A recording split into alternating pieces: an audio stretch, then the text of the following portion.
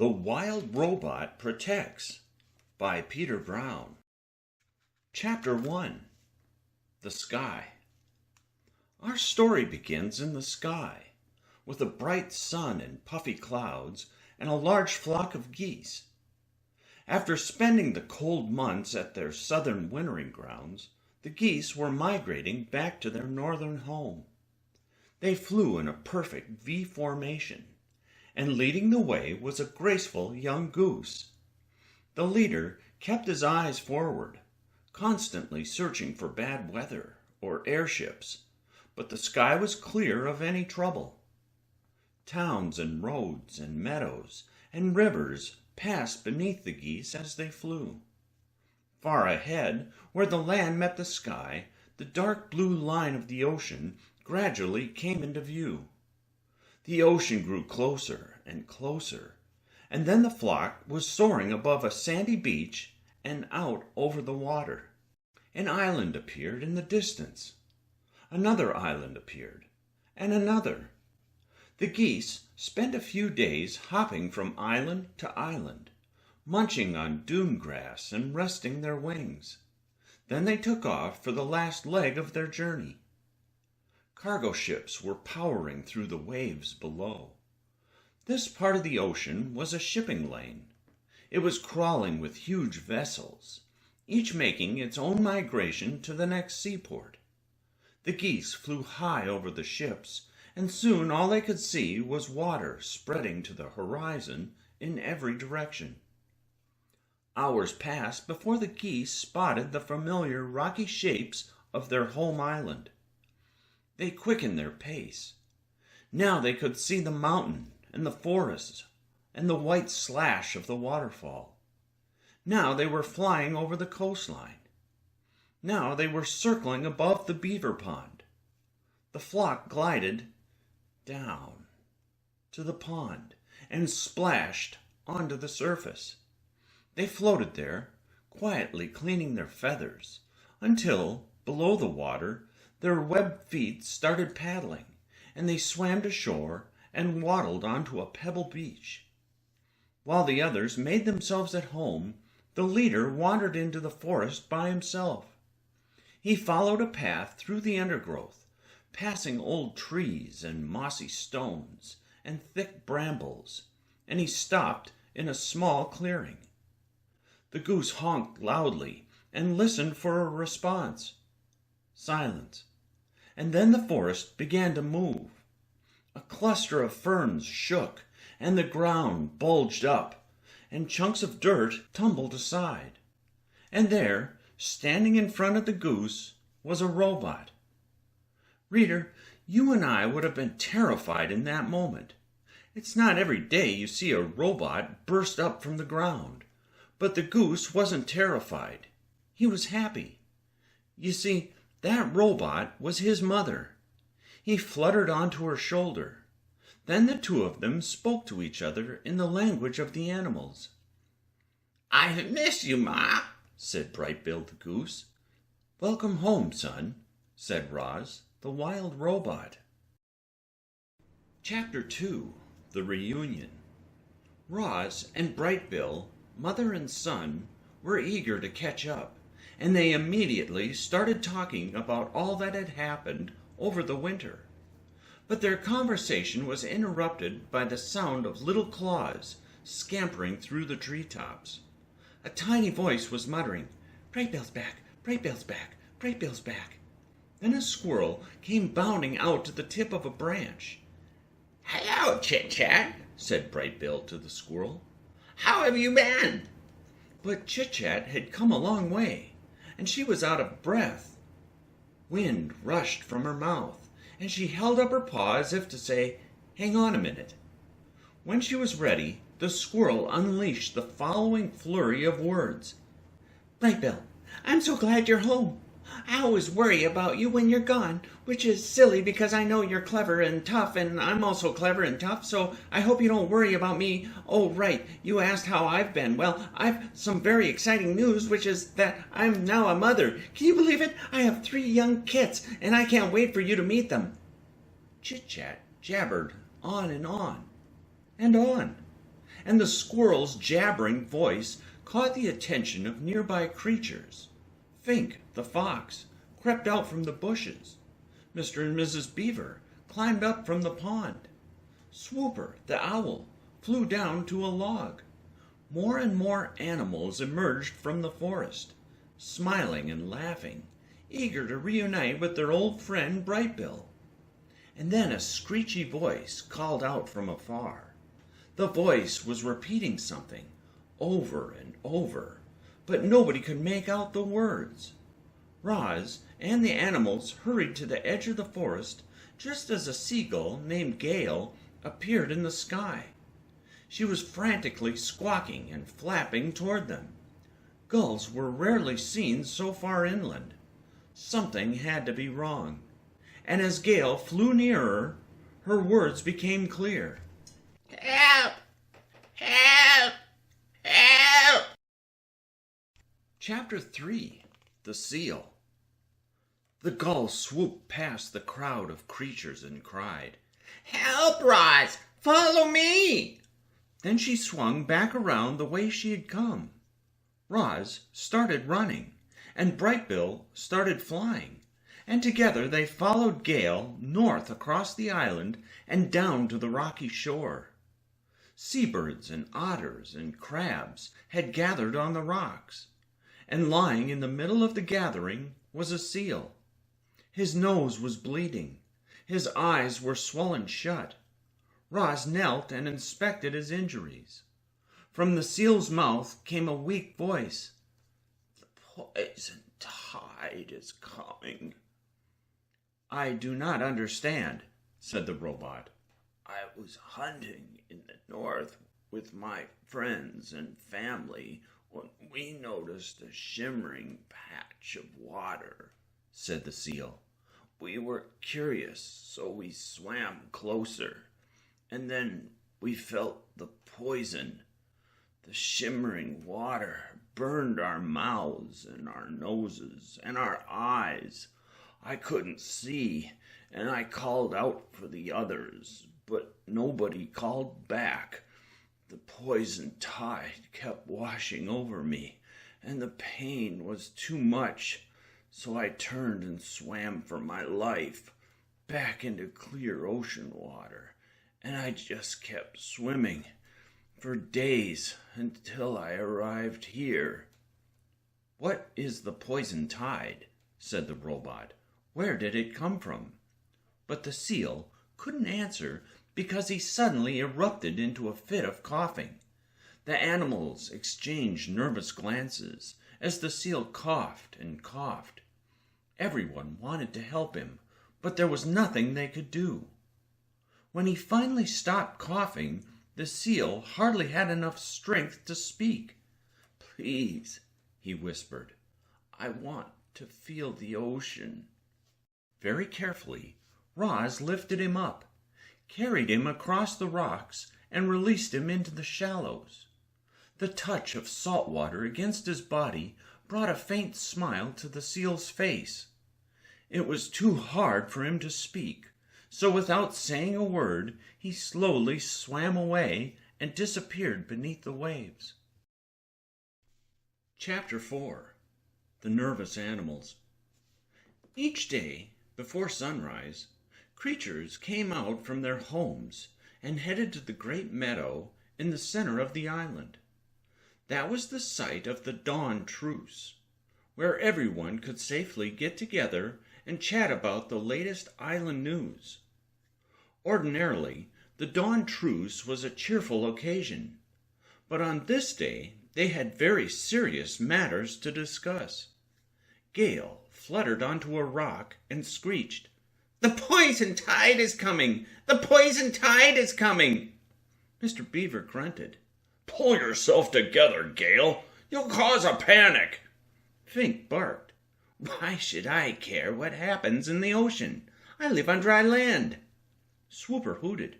Because the land and the water and the air are all connected. Other animals began calling out. We'll be fine. This island has everything we need. I don't even like the ocean. But what about our friends on the coast? The animals grew louder and wilder until they were silenced by the robot's booming voice. "The seal might be right," said Roz. "There might be a poison tide spreading through the ocean, but I do not think it will reach our shores. I think we are safe." Roz was cut off by Nettle and Thorn, the bears who were sister and brother. "You think we're safe?" growled Nettle. "I want to know we're safe," snarled Thorn. "I understand your concern," said Roz, "but of the creatures here, only the migratory birds and I have ever left the island, and we know that the ocean is truly enormous. It seems highly unlikely that the poison tide could spread through the whole ocean and find its way to us. The poison tide does not worry me, and it should not worry you either." Chapter 5. The Talk. Bright Bill had something important to tell his mother, so he led her up to the grassy ridge on the west side of the island, to the place where he had learned to fly. It was one of their favorite spots to visit. The goose was a fast flyer, but the robot had no problem keeping up, thanks to her new body. You might remember that Roz had been designed by a woman named Dr. 𝘍𝘳𝘪𝘬𝘦. They had once met under some rather difficult circumstances, and during their time together, Dr. 𝘍𝘍𝘪𝘬𝘦 transferred Roz's mind from her old robotic body to a new one. Her new body was stronger and tougher and faster than the original. Now Roz effortlessly glided across the rugged landscape as Bright Bill raced through the air. Before long, they were standing at the crest of the ridge, facing a grassy hillside that sloped down to the ocean. Far below, a wave crashed against the rocks, shooting sea spray into the wind. A moment later, our friends felt the spray sprinkling against their bodies, and then Bright Bill started to talk. "We lost 2 members of the flock this winter," he said softly. "They were an older couple who wandered off from the wintering grounds and were attacked by a pack of coyotes. I didn't know them well. They kept to themselves and only joined the flock for migrations, but the loss was hard on us all. They had a daughter, and I checked on her to see how she was doing. Her name is 𝘓𝘪𝘬𝘓𝘪𝘬𝘦, but everyone calls her Glimmer. She's about my age, and we enjoyed each other's company. And by the end of winter, she and I were inseparable." A little smile appeared on Bright Bill's face. "It turns out some good has come from that tragedy, because Glimmer and I have decided to be mates." Roz stared at her son. Her glowing eyes gently pulsed. Then she said, "I am so sorry to hear about 𝘓𝘪𝘬𝘓𝘪𝘬𝘦's parents, but I am so happy to hear that you have found a mate. Tell me about 𝘓𝘓𝘬𝘓𝘪𝘬𝘦. I want to know everything." "I could tell you about her," said Bright Bill, "but I thought I'd introduce you to her instead." Chapter 6. The Mate. The robot had a simple home in the forest. It was a dome made of wood and rock and mud, with a low doorway at one end. Inside, the walls were lined with stone benches, and in the center of the space was a fire pit for those cold winter nights. Outside, the dome was surrounded by a lush garden of wildflowers and herbs and berry bushes. Roz called her home the nest. Bright Bill and his mate would soon be arriving at the nest, and Roz wanted everything to be perfect. A cloud of dust billowed out the door as she tidied up the interior, and then came Bright Bill's voice from the garden. "We're here, Ma!" Roz crouched and stepped out of the doorway. It was a bright, beautiful day, and sunlight streaked down through the canopy of leaves and branches. Among the sun-dappled flowers stood Bright Bill and a female goose. "Ma, this is 𝘓𝘓𝘬𝘓𝘪𝘬𝘦."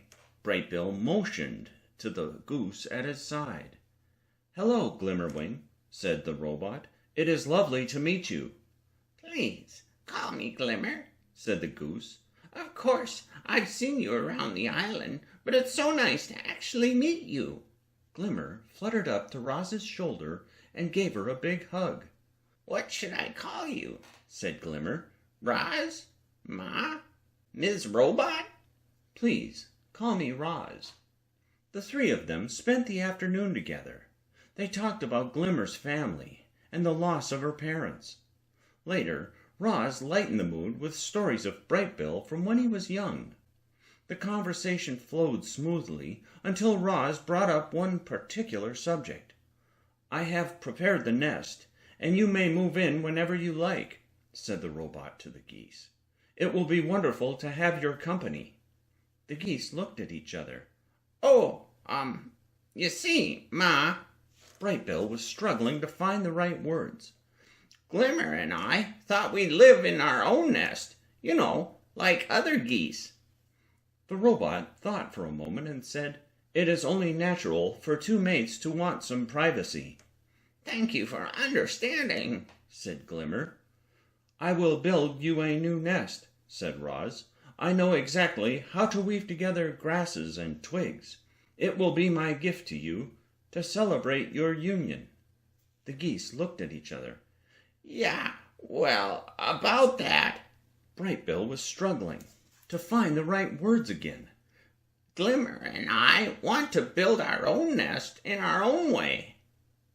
"But we appreciate the kind offer," said Glimmer. "You're not upset, are you, Ma?" said Brightbill. "Who, me? Upset? Do not be silly. I completely understand that you would want to start your life together by building a nest. If you ever need anything from me, all you have to do is ask." Chapter 7. The Passing Flocks. Birds often stop by the island to rest their wings during flights across the ocean. They'd find a comfortable place to relax, and once they'd recovered their strength, they'd continue on their way. So when a flock of seagulls approached the island one afternoon, there was nothing strange about it. What was strange, however, was that the gulls flew right past the island without stopping to rest. It wasn't long before a flock of geese flew past the island without stopping. A little later, a flock of terns flew past, and then a flock of vultures flew past. As more flocks flew past, a sense of worry settled over the island creatures. And when a flock of ducks passed overhead, Brightbill and Glimmer took flight to see what was going on.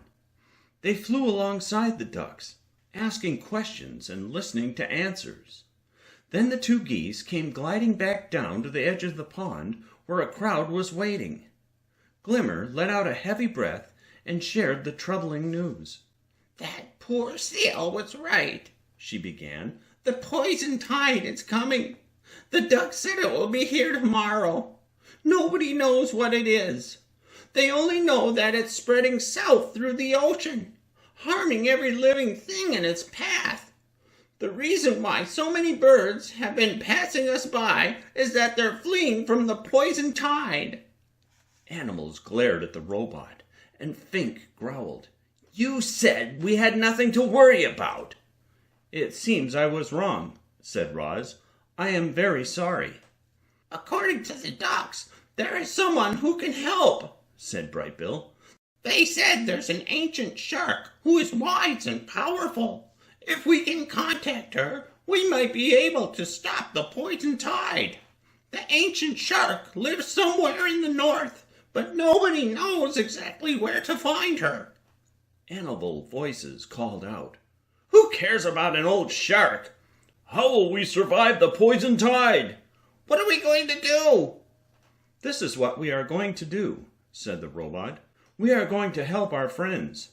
Seabirds, otters, fish, crabs, and all the other coastal creatures are in grave danger. They must be evacuated at once." Chapter 8. The Evacuation. The flock of geese fanned out across the island and alerted everyone that the poison tide was coming.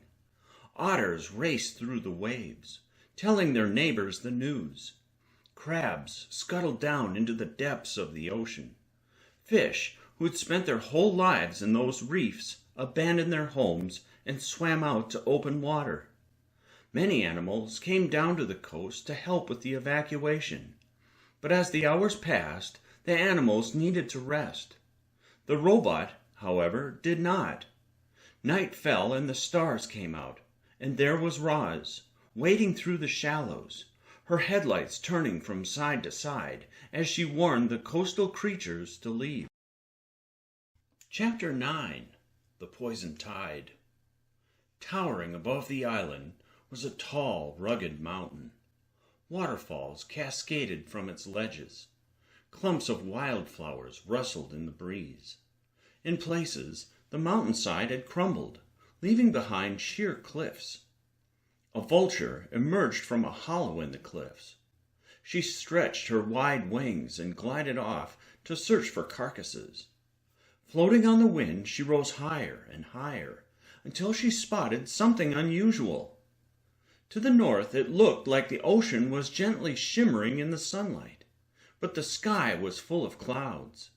That shimmering water could only mean one thing. "The poison tide is here!" screeched the vulture. Animals began hurrying to the northern slopes to see the poison tide for themselves. Reader, you and I might not have noticed that patch of gently shimmering water, but the animals noticed. After all, animals are incredibly sensitive to their environment. They can sense a storm long before it appears, and the poison tide was like an underwater storm, sweeping through the sea. Below the northern slopes, Roz was still hard at work in the shallows. She had spent the whole night out there trying to help every coastal creature get to safety. But she was running out of time. The robot plucked sea stars and sea urchins and sea snails from the water and dropped them into rock pools along the shore. Then she waded back into the shallows to search for more. Behind her, the crowd of island animals started shouting, "I can see the poison tide! Yes, there it is! It's gotten so close!" The robot's computer brain contained thousands of different programs, and the most important were her survival instincts. When a wave of poison tide came rolling to shore, her survival instincts blared in her head, urging her to get out of the water. But then she heard something else, frightened squeaks. In all the confusion, an otter pup had climbed onto a small rock that stood up from the shallows. Now the pup was frozen with fear as the wave of poison tide tumbled toward him. Roz charged over to the young otter as fast as she could go, but beneath the surface the seabed was covered in slick stones, and she kept sliding and stumbling and slipping. Nervous voices hollered down from the hills. "The poison tide is right here! Hurry up, Roz! Go, Mama, go!" Just before the wave reached the otter, Roz grabbed him and leaped away with all her strength. They arced up from the shallows, over a rocky cove, and landed on the shore. The otter pup ran to his parents. Everyone was happy to see the otter family reunited. But their happiness didn't last long, because when the crowd turned back to the ocean, they saw that the poison tide was spreading through the water and slowly surrounding the island. Chapter 10. The Changes. The coastal waters were thick with a type of seaweed called kelp. Undersea forests of tall, leafy stems swayed with the movement of the waves and made a rich habitat for sea creatures.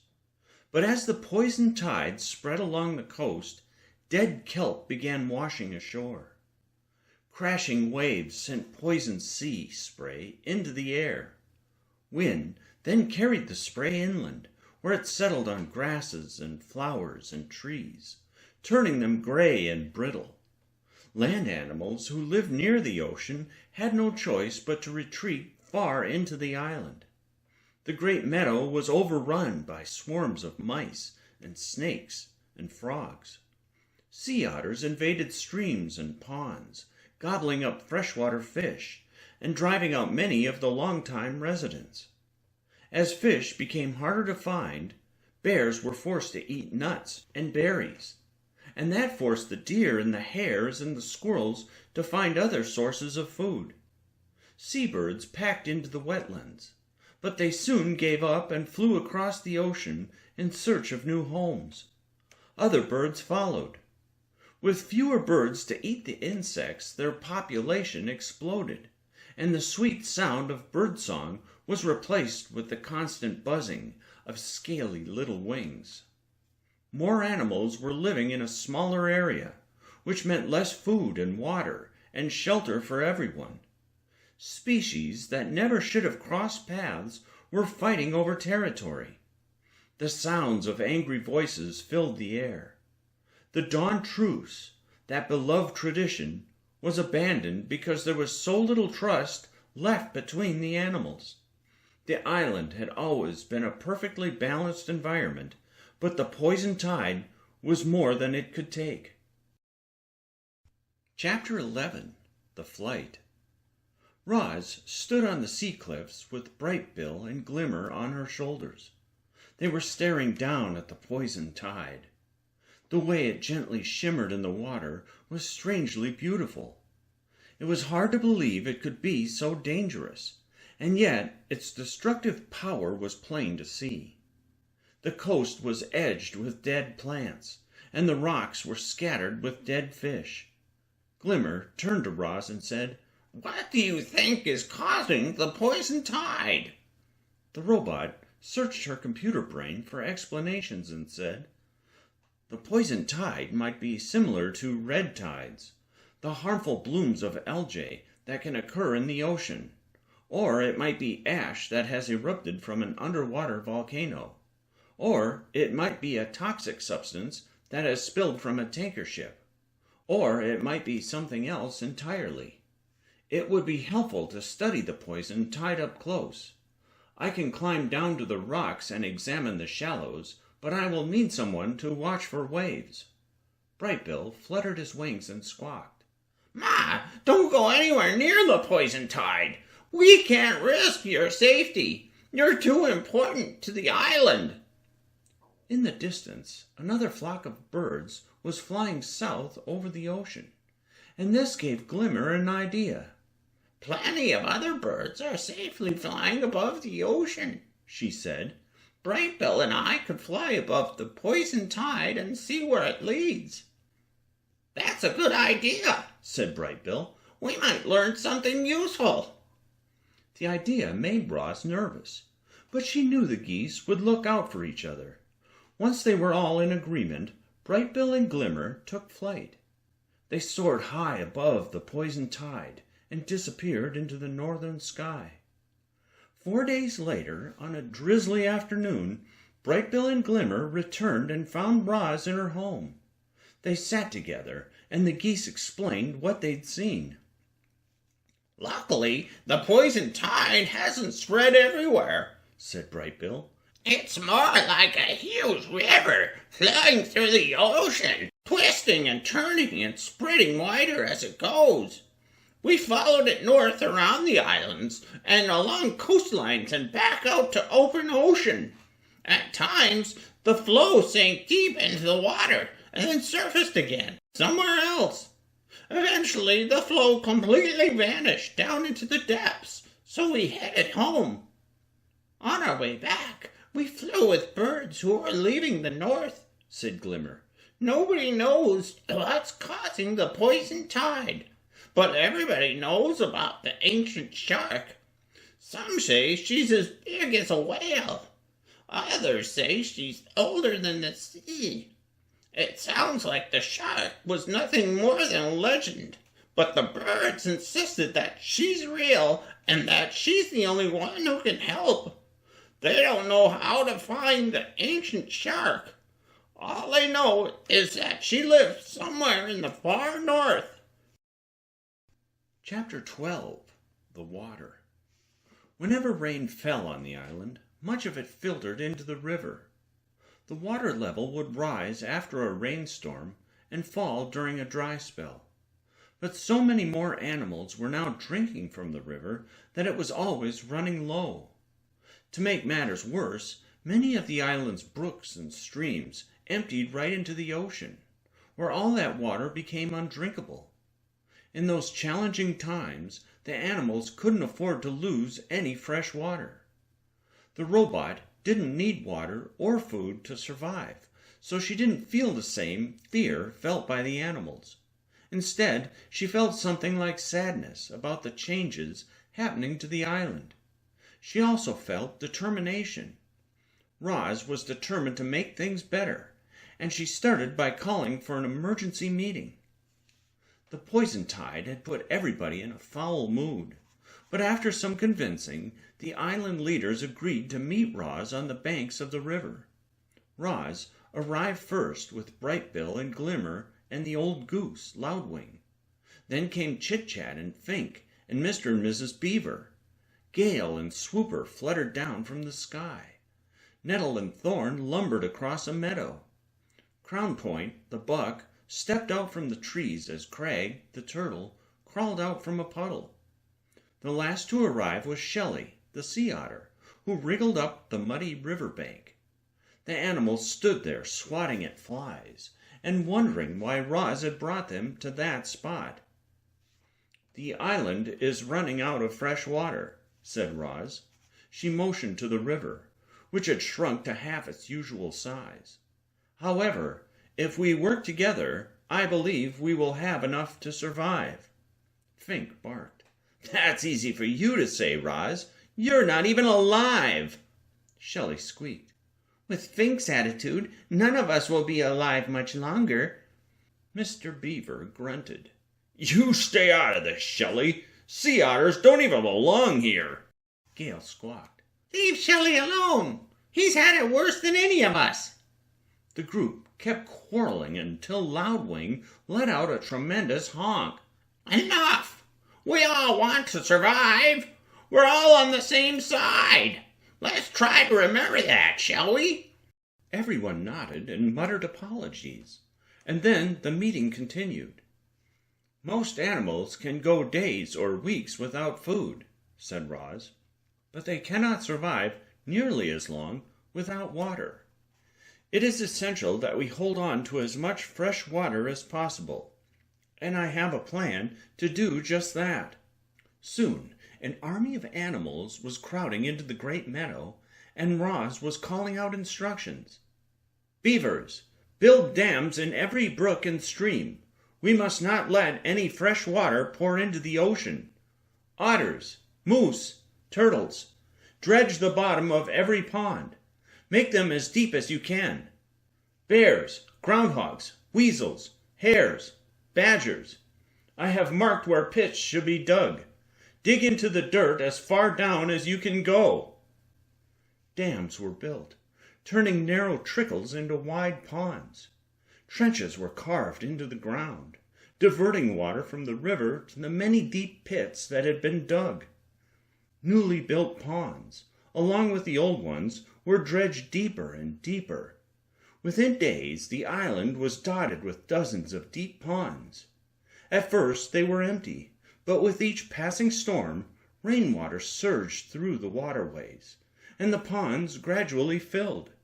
They were like enormous tanks for storing fresh water, and they would make life a little easier on the island. It's amazing what an army of animals can do. But Roz was still worried. Summer was fast approaching, and the days were already growing long and hot. In the coming months, much of their drinking water would be lost to evaporation. Until the poison tide left and normal life returned, the water supply would always be at risk. Chapter 13. The Blaze. Dark clouds, distant rumbles, gusting wind. A storm was blowing over the island. The animals needed all the fresh water they could get, but no rain had fallen so far. And then came a blinding flash and a deafening crack. A moment later, smoke began rising from the eastern edge of the island. Lightning had struck a tree. Sparks showered down, and the underbrush burst into flames. The poison tide had killed off the coastal vegetation, making it the perfect fuel for a wildfire. If only it had started to rain, the fire might have been extinguished right then and there. But the rain refused to fall. By the time Roz arrived, the fire had grown into a roaring blaze. She ran over to one of the new dams and started tearing it apart. Branches and rocks and mud went flying until the dam broke and pond water flooded toward the fire. Steam shot into the air, but when it cleared, the fire was still burning. Flames quickly spread along the coast, crawling through dead fields and climbing up dead trees. Animals who had fled from the poison tide now hurried back to find their old homes ablaze. Sad voices cried out. Family members embraced each other. A crowd started to form, and Roz directed everyone to the great meadow.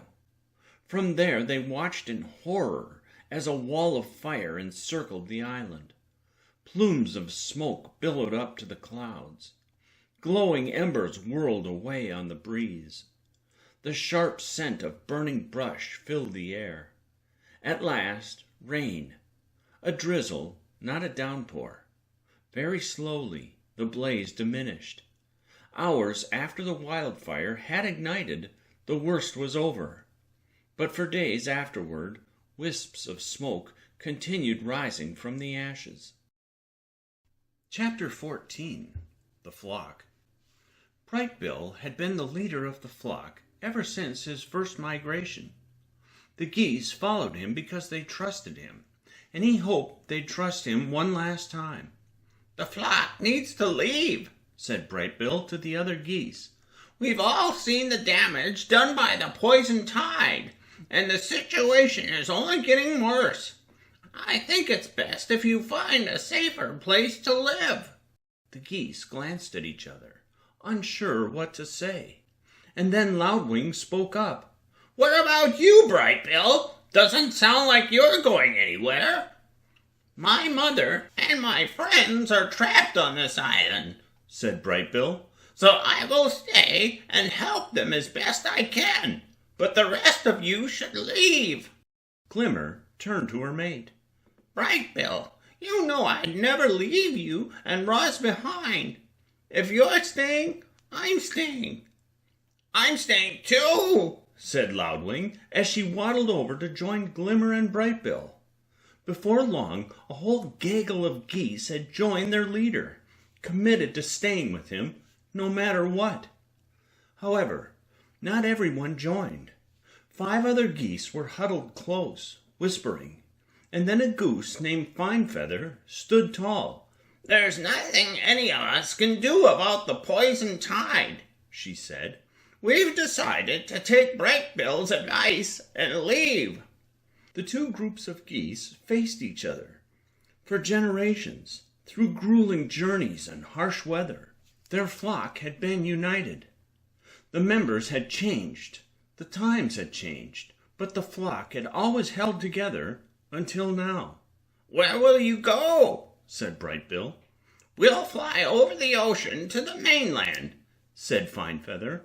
"and we'll find a lake or a river where we can start a new life."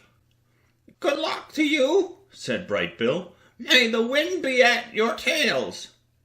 Finefeather took a deep breath. Then she beat her wings and led her small flock of geese into the sky. Chapter 15. The Flyaways.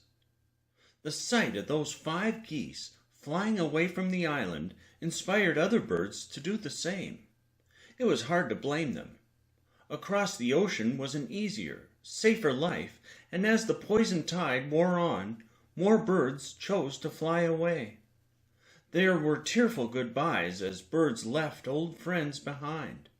Some birds felt so bad about leaving that they took off without saying a word. Before she left, Gale couldn't stop apologizing. "I'm sorry, but I have to go," cried the gull. "The poison tide is too much. I wish I could bring all of you with me. I'm so sorry." Only the most determined birds stayed. Brightbill and his smaller flock stayed. Swooper stayed. A handful of other birds stayed, but the rest of them flew away, and nobody knew if they'd ever return. Chapter 16. The Plunge. Mr. Beaver's angry voice was echoing across the pond. He was always grumbling about something or other, but this time he sounded unusually upset. Roz marched over to see what all the fuss was about, and as she went she began to hear squeaking and splashing, and through the foliage she caught glimpses of otters leaping off the beaver dam and into the water. Roz stepped out from the trees and onto the dam. It was a low wall of branches and rocks and mud that stretched along one side of the pond. She had crossed it hundreds of times without any difficulty. But the pond had recently been dredged to hold more water, and now it was so deep that she couldn't see the bottom. The robot had fallen into deep water once, and it had nearly destroyed her. So she didn't hurry, but carefully made her way across the dam toward the commotion. "Come back here so I can scold you!" hollered Mr. Beaver as he swam after the otters. The otters ignored him. They kept climbing onto the dam and splashing into the water, happily squeaking all the while Mr. Beaver's son, Paddler, was floating nearby, and he couldn't help giggling. "Don't encourage them, son," said Mr. Beaver. "These creatures are a menace." Paddler frowned and said, "After what they've been through, it's nice to see them having fun." "The otters can have all the fun they want, just not in my pond." "Dad, I know you made this pond, but that doesn't mean it belongs to you." "That is precisely what it means." When the otters took a break from playing, Shelley swam up to the beavers and said, "I'm sorry if we're disturbing you. We know we're out of place here. We're sea otters. We should be in the sea, but we have to find a new home somewhere on the island, and we like it here." Mr. Beaver grunted. "I don't understand why you have to live in my pond when there are so many new ponds to choose from." "Those new ponds are just holes filled with water," said Shelley. "This pool has plants and fish and geese and insects and beavers. This pond is full of life. It feels more like home." Mrs. Beaver's head poked up from the surface. She glared at her husband and said, "Remember how you asked me to point out when you're being stubborn and rude? Well, you're being stubborn and rude." Then she smiled at the otters and said, "You are very welcome to live here. This pond is big enough for us all." And with that, Mrs. Beaver disappeared back below the surface. Reader, the next few events happened very quickly. First, the otters resumed playing. They burst into action, squeaking and splashing and climbing onto the dam. This made Paddler giggle, but his father was not amused. In one swift motion, Mr. Beaver smacked his broad tail against the water. This was his way of warning the otters to keep their distance. However, he ended up startling Roz, who had been quietly approaching this whole time. She stumbled and wobbled and swung her arms to keep her balance. Then she toppled off the dam and into the pond. Kaploosh! The robot sank like a stone and vanished into the murky depths. Around the pond, animals turned and stared. Worried faces peered out from the trees. Glimmer and Brightbill came flying. "My mother can't survive in deep water," squawked Brightbill. "Somebody do something," screeched Glimmer. The beavers and otters were about to dive down when they saw a shape rising from the bottom. A moment later, Roz hauled herself out of the water and onto the dam. She was covered in muck, which started oozing down her smooth sides. A fish wiggled out from a muddy clump on her head and plopped back into the pond. "Are you okay, Ma?" said Brightbill. "What do you need?" said Shelley. "Speak to us," said Mr. Beaver. "Thank you for your concern," said Roz, "but I seem to be perfectly fine." Chapter 17. The Robotic Body. A crowd of creatures crammed into the robot's garden and listened as she described her plunge. Down I went, tumbling end over end, sinking into the beaver pond, Roz began. I grasped at the muddy ground, but the sides were steep and slippery, and I just kept sinking. I could not believe how deep it was. The otters and moose and turtles really did a terrific job of dredging the pond. As I continued sinking, I expected my survival instincts to warn me of danger, and for water to seep into my body, and for everything to go dark. Instead, I came to a stop in the soft muck at the bottom. Dirt and leaves settled around me, and then I felt something squirm against my legs. It was a frog.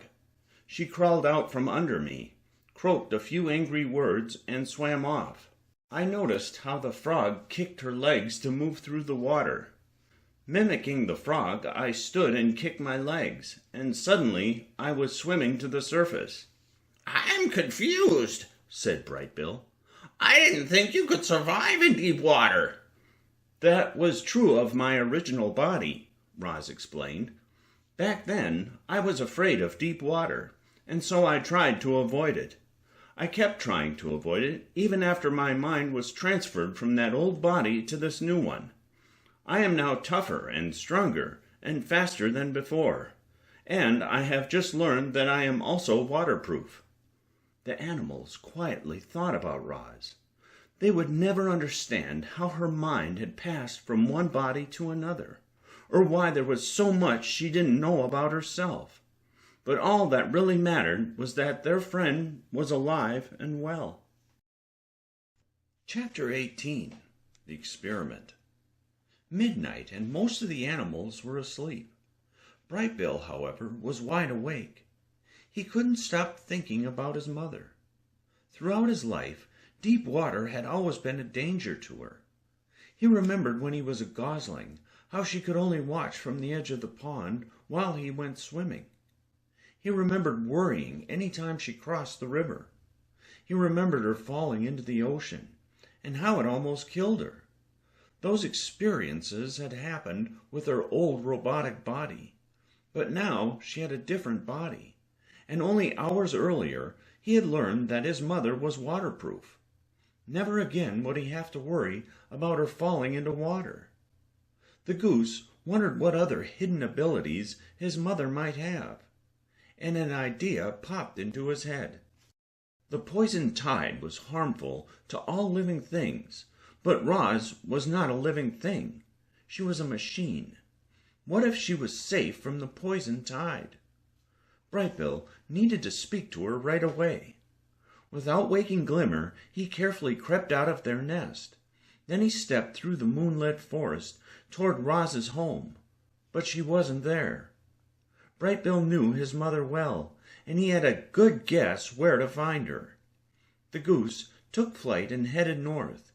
He flew out from the forest and over the mountain, and there was the ocean, spread out beneath the stars. The slopes along the coast had once been carpeted with grasses and flowers, but now they were a wasteland. Poison sea spray had killed off the plants, and the wildfire had turned them to ashes. On this night there was no sea spray, no breeze, no crashing waves. Everything was calm. And then Bright Bill spotted his mother. She was standing in a quiet, rocky cove, staring into the water. "Ma, what are you doing?" cried Bright Bill as he circled through the night sky. Roz's headlights swung up and found her son. "Go home, Bright Bill," she said. "You are not safe near the poison tide." "About you, Ma? Are you safe?" "I do not know," said Roz. "I have come here to learn whether I can survive the poison tide. To do that, I must go into the water. There is a risk that the poison tide will damage my body, but I believe it is worth that risk. I did not want anyone to worry about me, so I kept this experiment a secret. I should have known you would uncover my plan." "I've been having the same thoughts," said Bright Bill. "That's why I went looking for you. When I didn't find you at home, I knew I'd find you here, where the poison tide first came ashore." "Do you understand why I must do this?" I understand. I'm not here to stop you, but I won't let you do this alone. The robot's eyes glowed brighter. Thank you, son. I am glad you are here. But no matter what happens to me, you must not go near the poison tide. Brightbill nodded and watched as his mother turned back to the cove. She lifted a foot off the ground and extended it over the shallows. Then she lowered it into the gently shimmering water. Roz stood there, perfectly still, one foot on the rocks, the other in the poison tide. What's happening? Said Brightbill. Does it hurt? It does not hurt, said Roz. The poison tide has no effect on my foot. I will go in further. Roz lowered her other foot, stepping down to a deeper part of the shallows, and the water came up to her knees. She stepped down again, and the water came up to her waist. Then it came up to her chest, then to her shoulders. She kept stepping down, and more of her body disappeared into the poison tide until she was completely submerged. The robot was just a blur within the poison tide. Her headlights lit up the water, casting an eerie glow on the surrounding rocks. It was a frightening scene, and the goose felt a flicker of panic. Why was his mother still underwater? Had something gone wrong? Did she need help? At last, Brightbill saw movement. Roz's headlights swept through the poison tide, and she stepped out from the water and onto the rocks. Well, said Brightbill, are you all right? Yes, I am all right, said Roz. The poison tide has no effect on me. Oh, the relief they both felt. The goose cheered, and the robot did a happy dance. But when Brightbill swooped down to give his mother a hug, she jumped back and said, "Do not touch me. I am still coated with the poison tide. We could both use a hug right now, but I must first rinse myself in fresh water. Please, son, go home to Glimmer and get some rest. I will see you both tomorrow." Chapter 19. The Decision. Rays of sunlight streaked across the pond. The surface rippled, and the robot's head poked up. She had spent the last hour practicing different swimming techniques, and now she was treading water. The forest rustled, and then Brightbill and Glimmer flew out from the trees. They glided over to the robot and splashed down beside her. "Hello, Roz," said Glimmer. "I heard about your experiment last night. Weren't you afraid to touch the poison tide?" "In a way, I was afraid," said Roz. "My survival instincts warned me to stay clear of the poison tide. But I ignored the warnings and stepped in anyway. I was ready to jump out at the first sign of trouble. But then I felt a click in my head, and my survival instincts went silent. My sensors had determined that I was safe from the poison tide. So I went in deeper and deeper, until I was completely underwater, and I was fine. Up close I saw that the poison tide is made of tiny particles, like a fine dust, and there is so much dust that it forms clouds in the ocean.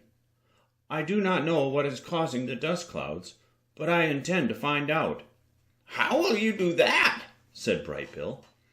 "I now know that I am safe in the poison tide," said Roz, "and I am also safe in deep water. That means I can safely leave the island. I have decided to travel north to track down the ancient shark.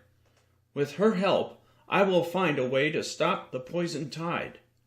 My mission will be dangerous, and I might fail, but that is a chance I must take." "You shouldn't go by yourself," said Brightbill. "I could go with you. We've traveled together before. We could do it again." Glimmer looked at her mate and said, "No, Brightbill, you're needed here at home." "Glimmer is right," said Roz. "The island needs you now more than ever." Brightbill shook his tail feathers, and pond water sprayed behind him. "So, while you're wandering through the ocean, we're supposed to wait around and hope you'll solve all our problems?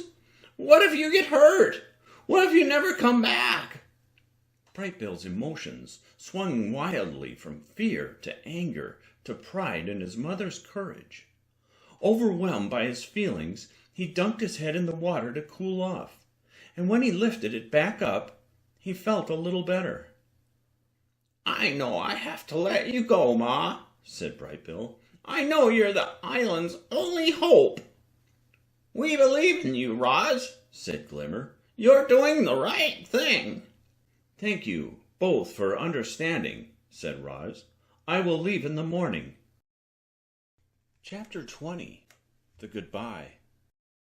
For months, Roz had feared the poison tide, and now she was going to march straight into it. She stood on the northern slopes and gazed out at the ocean. Clouds of gently shimmering dust were billowing through the water.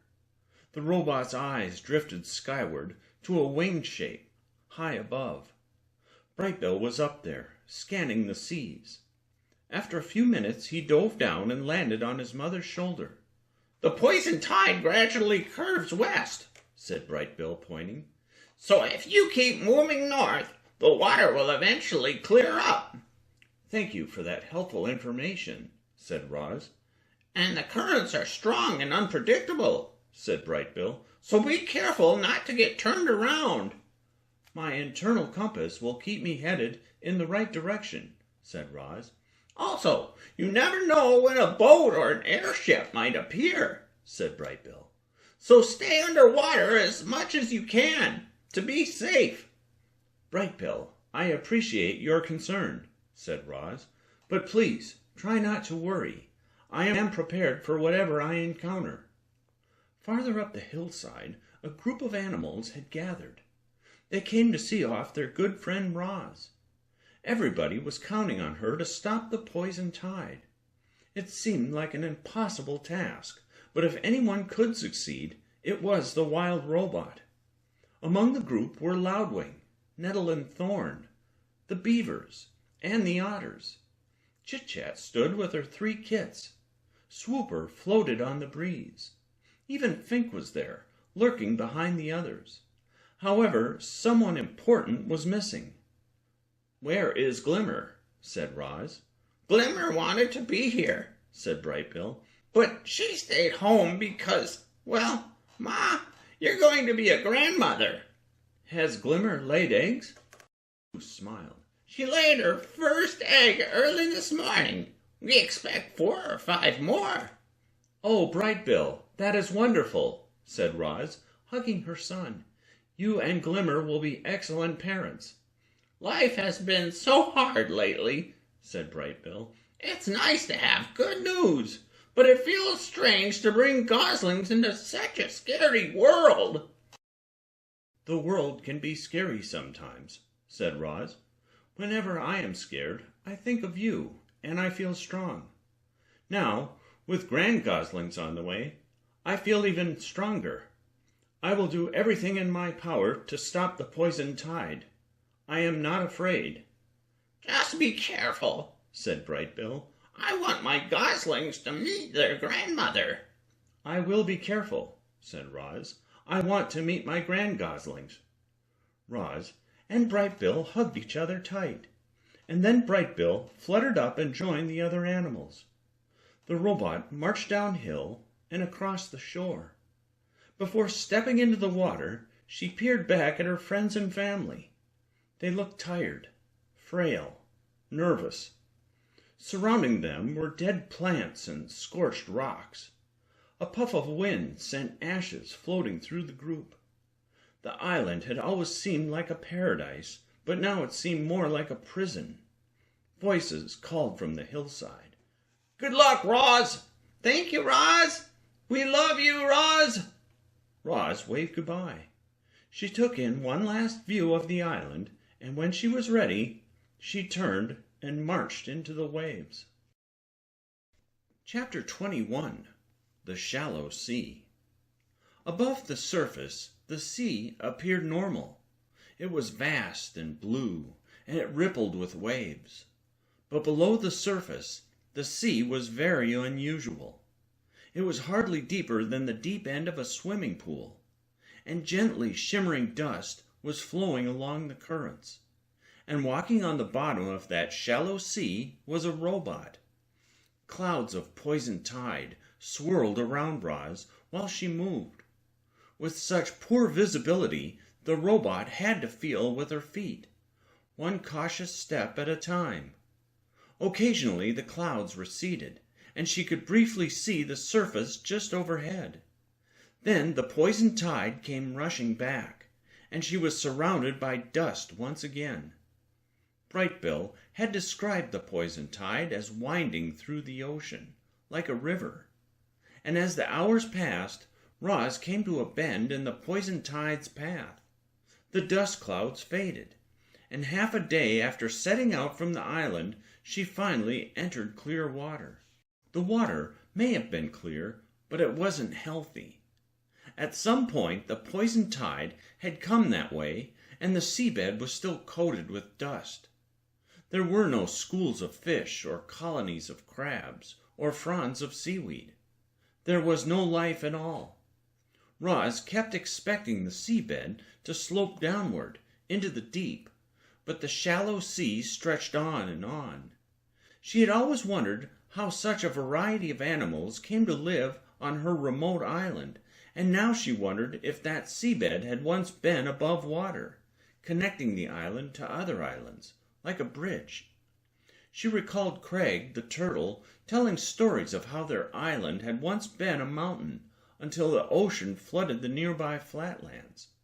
Craig's story sounded like a folk tale at the time, but now it seemed entirely possible.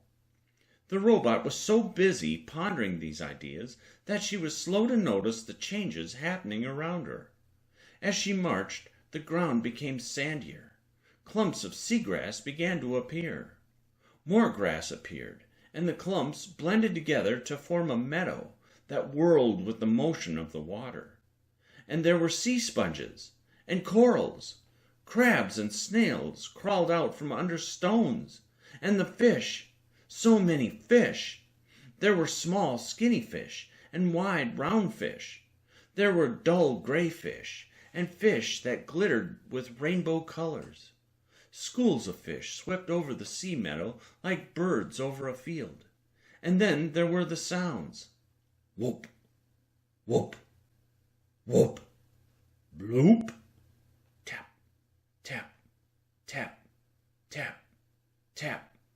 The sea was abuzz with the soft sounds of animals. This place was filled with life. After witnessing so much devastation, it was a relief to see a healthy, bustling patch of water. Chapter 22. The Hope. Something big was bobbing along the choppy surface of the sea. It looked like a chunk of driftwood, but as Roz marched closer, she saw that it was a sea creature, slowly swimming against the current. The creature had a small head and long flippers, and a large, streamlined shell. "Hello, sea turtle," said the robot. "My name is Roz." "You should turn around," said the sea turtle. "The poison tide is near." "I appreciate the warning, but I am not an animal. I am a robot. The poison tide does not affect me." The sea turtle rolled his eyes and snapped. "Well, aren't you lucky? The rest of us are fighting for our lives, and you're just going for a pleasant stroll." "Actually, I am going to stop the poison tide." "And how do you plan on doing that?" "I am heading north in search of the ancient shark. I have heard that she is wise and powerful, and she will know what to do. Together, we will find a way." "With the ancient shark's help, you might have a shot," said the sea turtle, and his hard expression softened. "I'm sorry I snapped at you, Roz. These are tough times.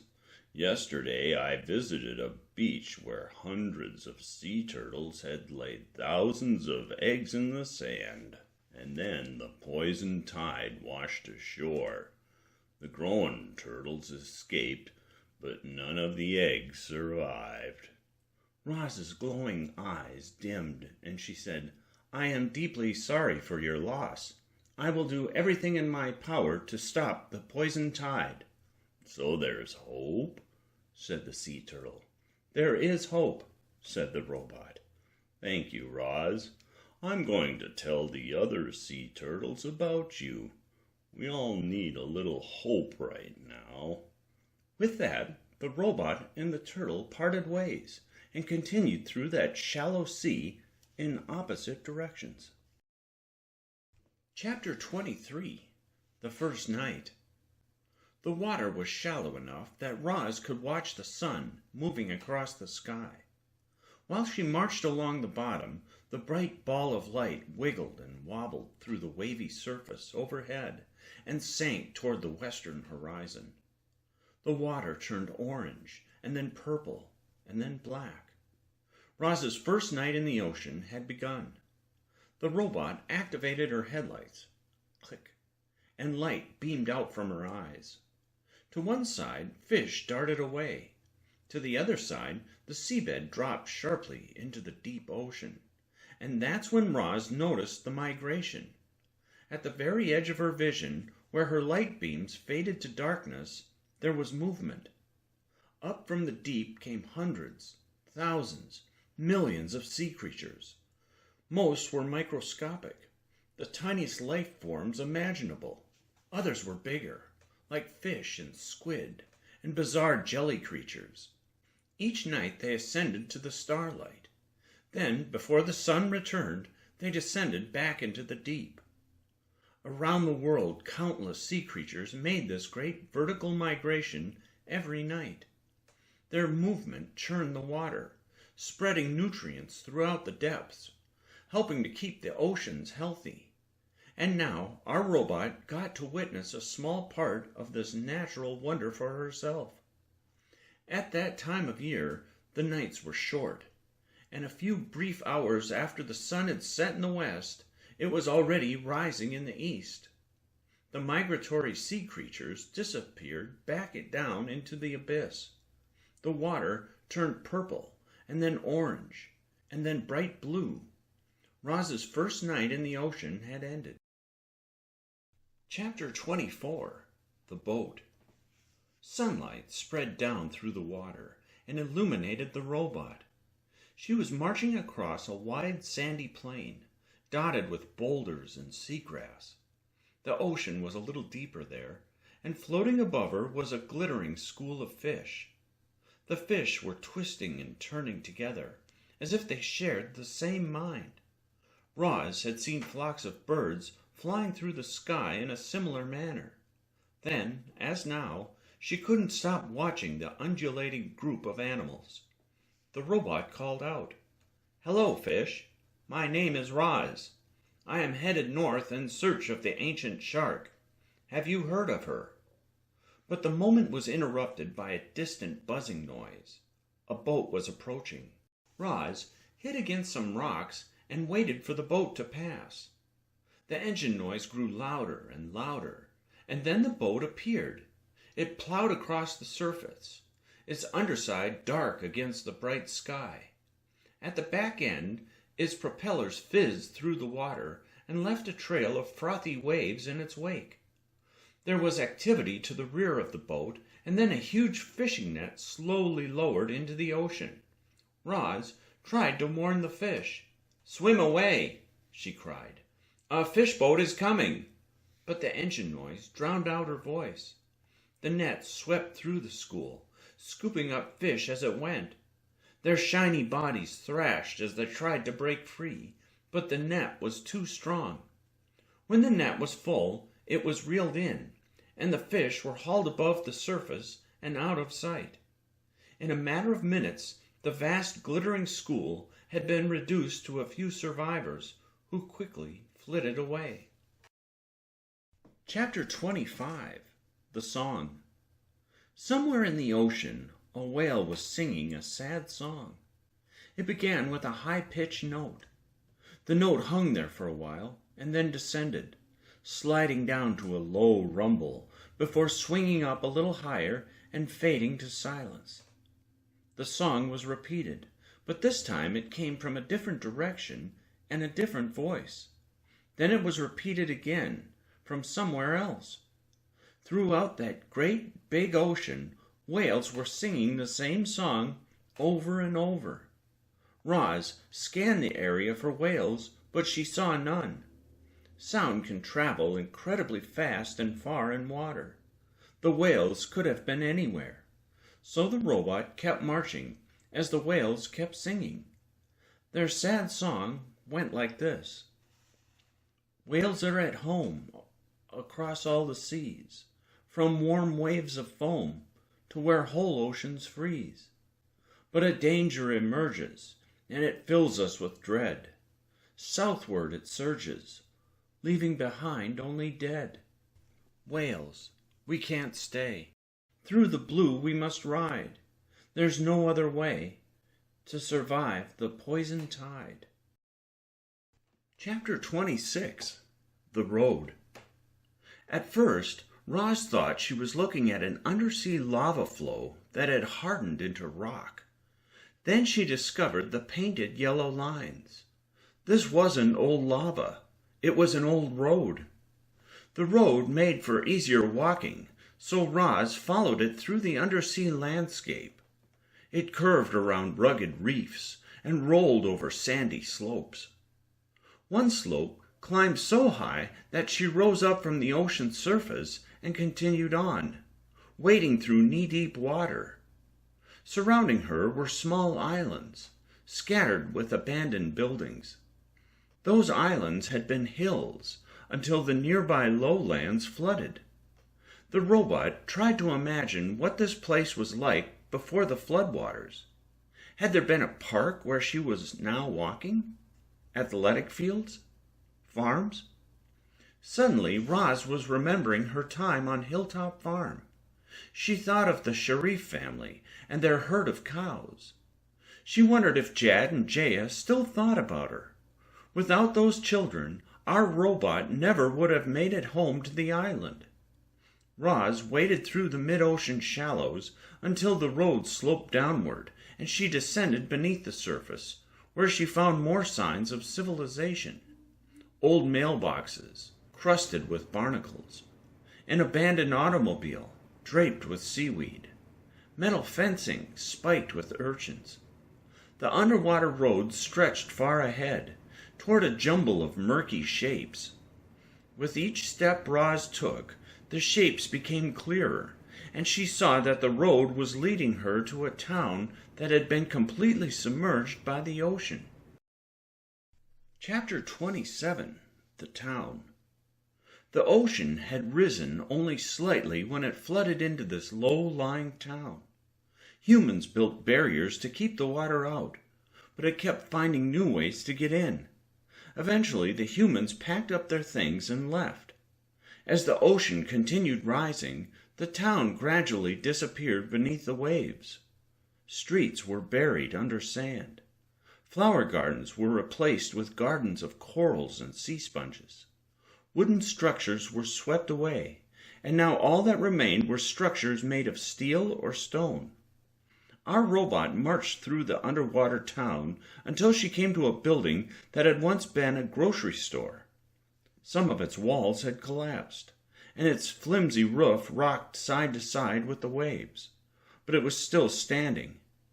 Inside, the store was dark, except for a few columns of daylight shining down from holes in the ceiling. Roz peered through the open doorway and said, "Hello, is anybody in there?" A voice hollered back, "Get out of here!" And a creature shot through the door and latched onto Roz's head. Then somehow the creature began shocking the robot with powerful electric pulses. The pulses slowed and stopped, and when the creature released its grip, Roz fell to the ground. "Go on! Get out of here!" said the creature. "Or do you want another shock?" "I do not want another shock," said Roz in a garbled voice. Electricity had overwhelmed her circuits, but then her recovery program activated, and after a moment she was fully functional again. Roz looked up from the ground and saw a large gray fish with a flat circular body. It was a ray, not a stingray, not a mana ray, but an electric ray. The electric ray stared at the robot and said, "What kind of sea monster are you?" "I am not any kind of sea monster. I am a robot. My name is Roz." Just then a hermit crab came scuttling over. Instead of wearing a seashell on his back, like most hermit crabs, he wore a rusty old soup can. The crab climbed up Roz's leg and onto her chest and said, "Oh, I'm so glad you're all right. You'll have to give my friend Zap. She can be overly protective of our sea cave." "That is not a sea cave," said Roz. "That is a flooded grocery store." "Really?" said the crab, clicking with his claws. "Interesting. In that case, Zap can be overly protective of our flooded grocery store." "What was I supposed to do?" muttered Zap. "He looked dangerous. She looked dangerous." The ray's face scrunched up with confusion. "Tell me, Roz, are you male or female?" Technically, robots are not male or female. However, I have been programmed to feel like a female. "Interesting," said the crab. "Roz, there's someone I think you should meet. Follow me." The hermit crab's name was Scoot. He scuttled into the store as Roz and Zap trailed behind him. There wasn't much to see besides junk and shadows. The flooded grocery store was a dreary, dismal place. "Pretty nice spot, isn't it?" said Scoot. "It certainly is unique," said Roz politely. Scoot crawled across the broken floor and over to a heap of shelves that were covered with sand. Then he said, "Ripple, are you up there?" Roz didn't see who Scoot was calling to, but when she took a closer look at the sandy shelves, she noticed that they were packed with small fish that blended in with their background. One of the fish floated out and said, "Yes, what is it, Scoot?" "Ah, there you are, Ripples," said the hermit crab. "I'd like you to meet Roz, the robot. You're both, though, how do I say this? You're both a little different. Roz isn't male or female, and Ripple is both male and female. Isn't that interesting?" "That's not quite right," said Ripple. "I was born a female, and then I changed to a male. We goobies do that from time to time." Ripple was a type of fish called a goby. Roz scrolled through her computer brain for information about gobies and about all the other creatures who were a little different. Many other types of fish can change back and forth between male and female. Certain kinds of frogs can change in similar ways. Some species of animals are not male or female, and some species are both. And just like that, our robot felt more connected to the natural world. Roz described her life on the island, and the sea creatures smiled as they imagined her living on dry land. But their smiles vanished when she mentioned the poison tide. They'd all heard about the poison tide, but it had seemed like a distant problem, not anything that would ever concern them. After listening to Roz, though, the problem felt awfully near. "I will do everything in my power to stop the poison tide," said Roz. "But first I must find the ancient shark. I need her help." "I grew up hearing stories about the ancient shark," said Zap. "They say she has spies throughout all the oceans. Her spies could be watching us right now." Scoot glanced around nervously as Zap continued. "But the ancient shark lives up in the far north. What are you doing here, Roz?" "I am passing through on my way to the far north. I still have a long journey ahead." "Well, don't waste your time with us," said Zap. "Go find the ancient shark. Go stop the poison tide. Go on, Roz, get moving."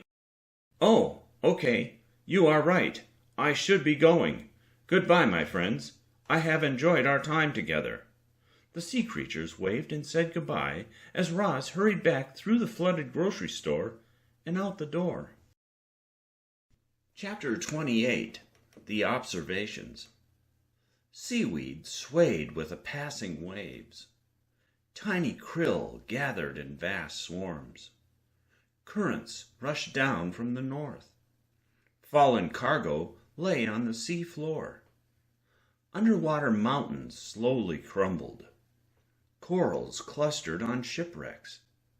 Seabirds hunted schools of fish. Ships sailed across the surface. Mysterious creatures groaned in the deep. Little bits of plastic floated everywhere. An undersea robot observed it all. Chapter 29. The Dead Island. Ahead, the ocean gently shimmered, and then clouds of dust came billowing past the robot. Roz had encountered the poison tide once again. As she marched through the cloudy water, the ocean became shallower and rougher. Waves started rolling ahead, and their motion sent her tumbling. She popped to the surface, and suddenly a gigantic wave was carrying her away. The wave's curling face pushed her along, lifting her higher and higher, until the peak toppled forward and the robot went crashing into the surf.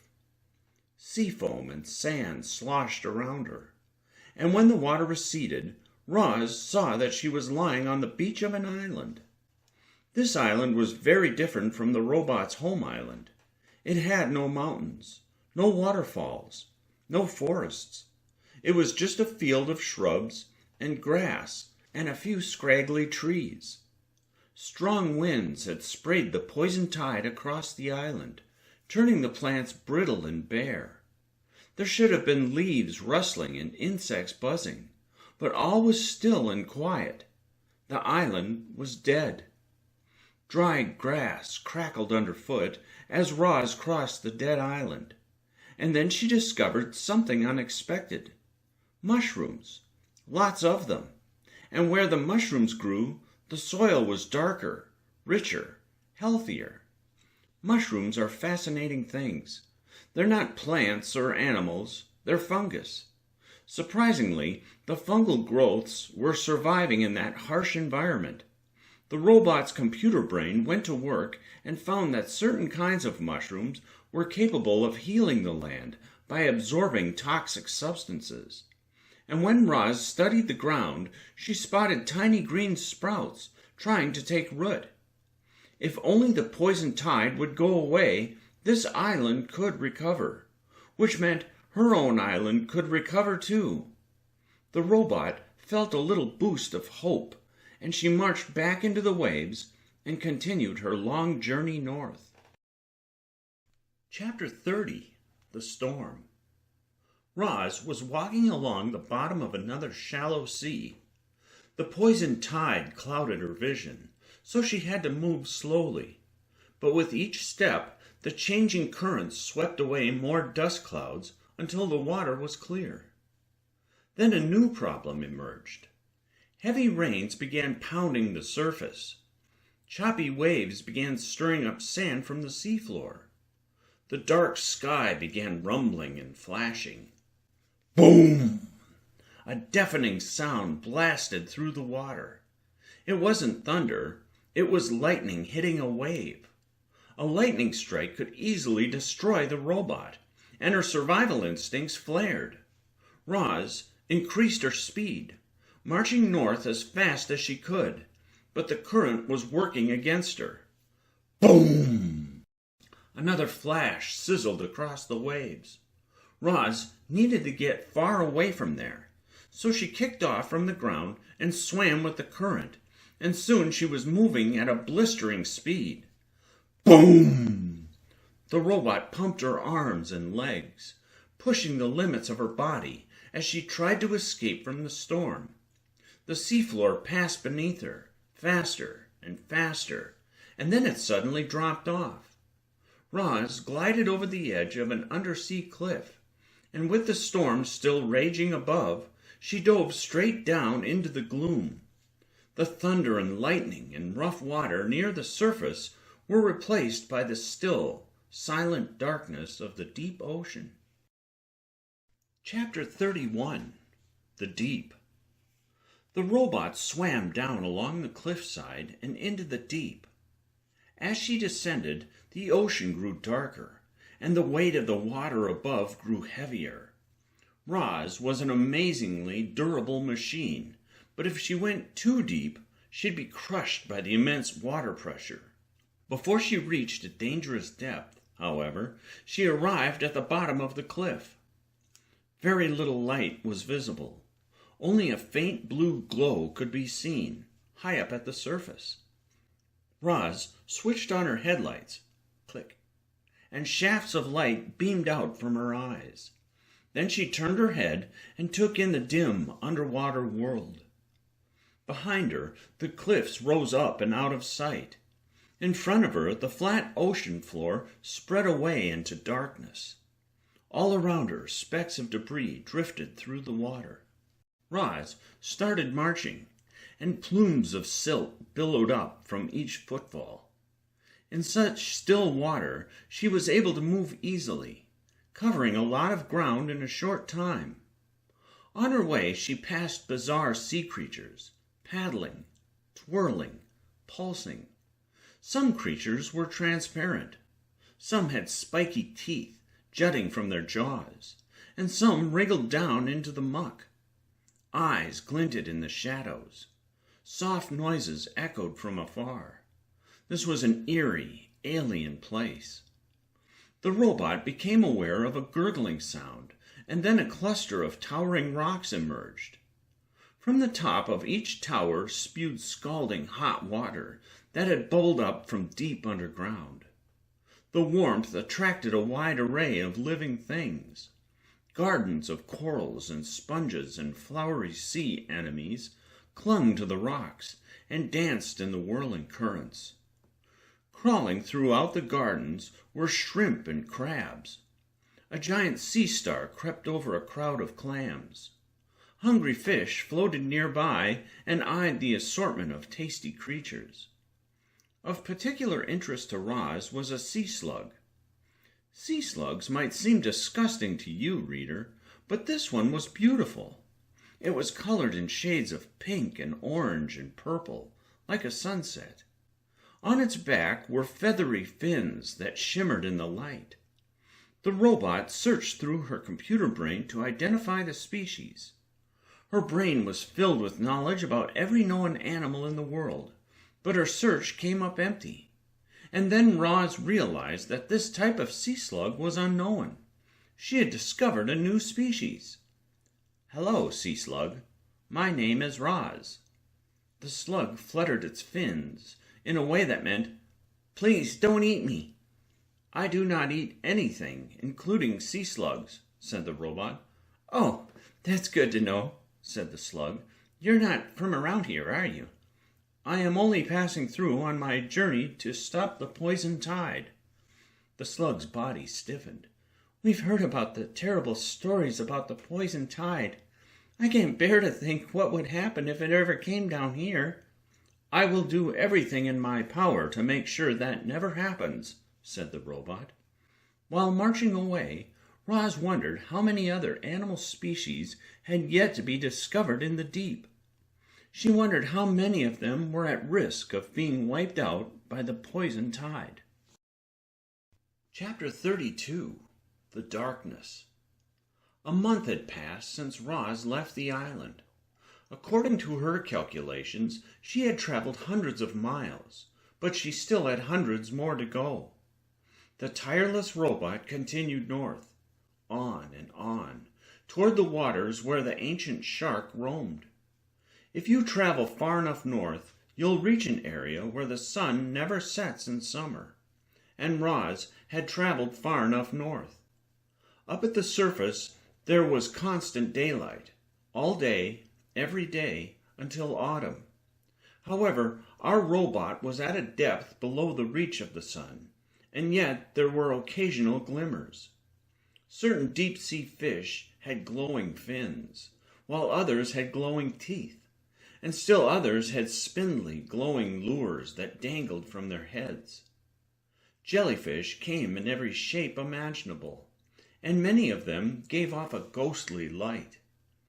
Most gleaming creatures kept their distance. Roz would see a flicker, and as her headlights swept toward it, the creature vanished into the murky haze. She was marching down a long slope that descended to the deepest trenches of the ocean when she felt her survival instincts tingling. The weight of all the water above was becoming too great. If she went much deeper, she'd be crushed from the pressure. So Roz stopped marching downhill and started swimming at a safer depth, and the ocean floor quickly faded from view. The robot's limbs paddled automatically, which left her mind free to wander. Specks of debris floated all around, like a gentle snowfall, and suddenly she was recalling the snowfalls she had experienced on land. She thought of blizzards on the island and flurries on Hilltop Farm. She remembered Dr. 𝘊𝘬𝘮𝘮 and felt grateful to have a waterproof body. She thought of Brightbill and Glimmer and wondered if their eggs had already hatched. Thoughts continued drifting in and out of her mind as she swam on and on through the deep, dark ocean. Chapter 33. The Hunter. Clickety-click. A strange sound was echoing from the deep. Clickety-clickety-click. Over the course of her life, Roz had communicated with many kinds of animals, but she had never heard an animal sound like this. Clickety-clickety-clickety-click. Something darted past. It was a squid. No, it was 10 squid. No, it was hundreds of squid, each one as long as the robot. Fins flapping, tentacles trailing behind them. Their long bodies were flashing bright red in a way that meant swim for your lives. You see, the squid were being hunted. Roz turned and joined the squid, desperate to escape whatever was hunting them.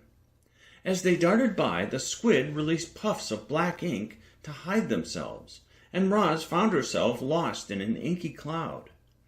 When the ink cleared, the squid were gone, and the hunter was closing in. Clickety, clickety, clickety, clickety. The clicking sound grew faster and stronger, becoming a continuous buzz. Then a giant, toothy mouth surged out from the darkness and bit down on Roz. Teeth grinded against her body, and her pain sensors flared, but the mouth had expected to find a soft, slimy squid.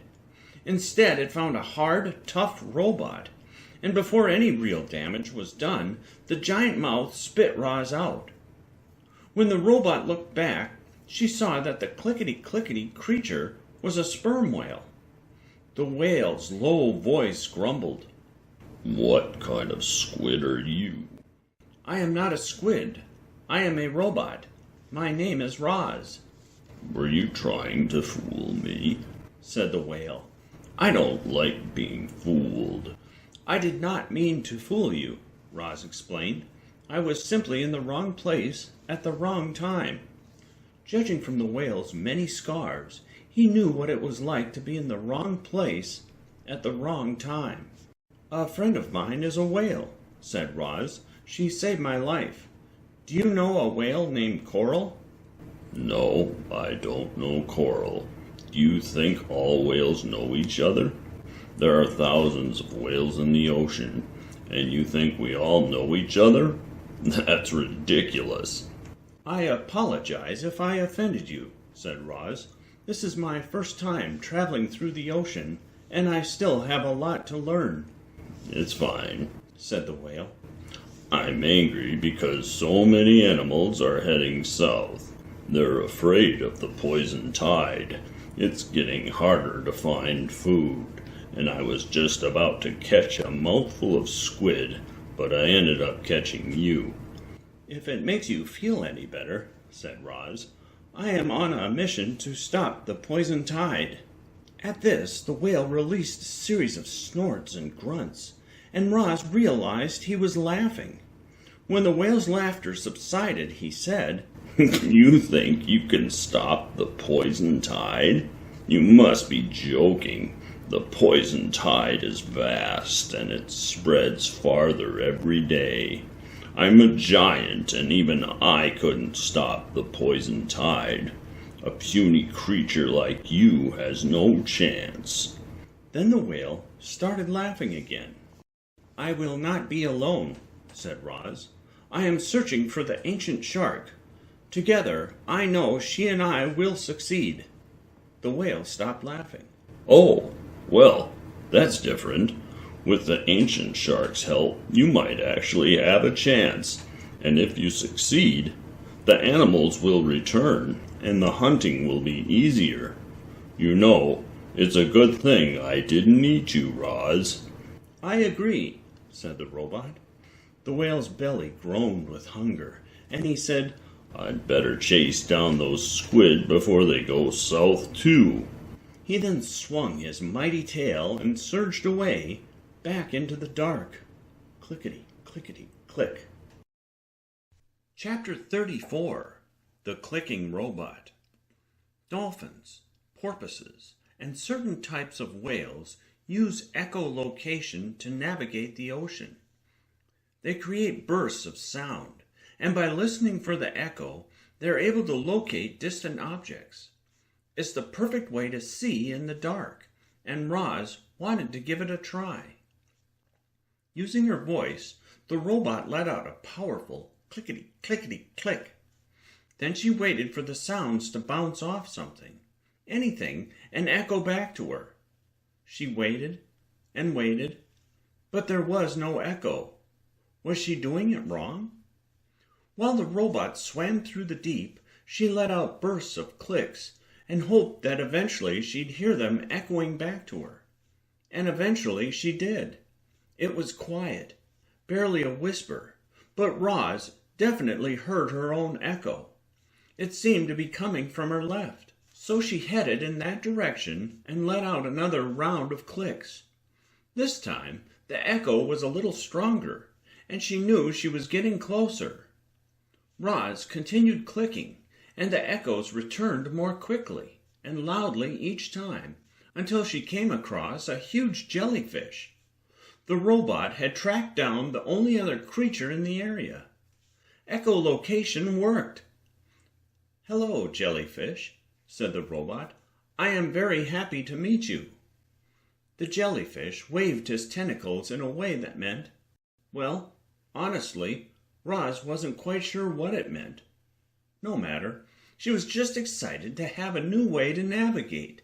She switched off her headlights and continued swimming north in total darkness, clicking every few seconds and listening for echoes.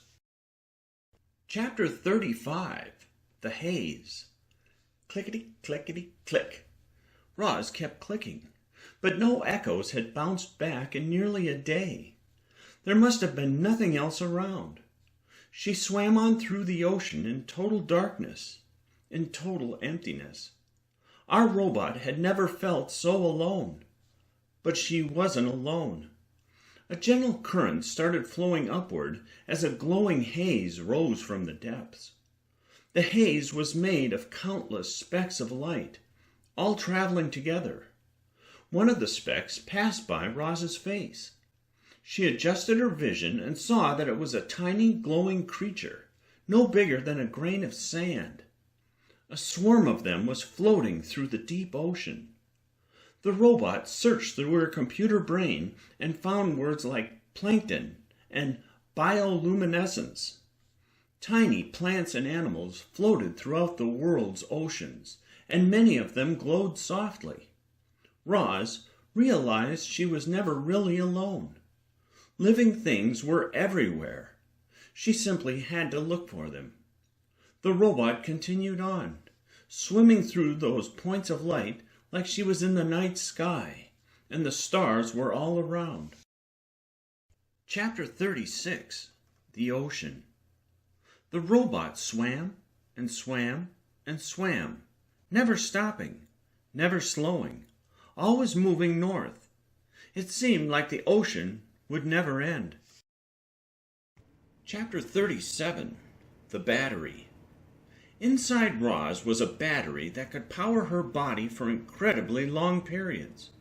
On land, her battery recharged whenever she was in sunlight.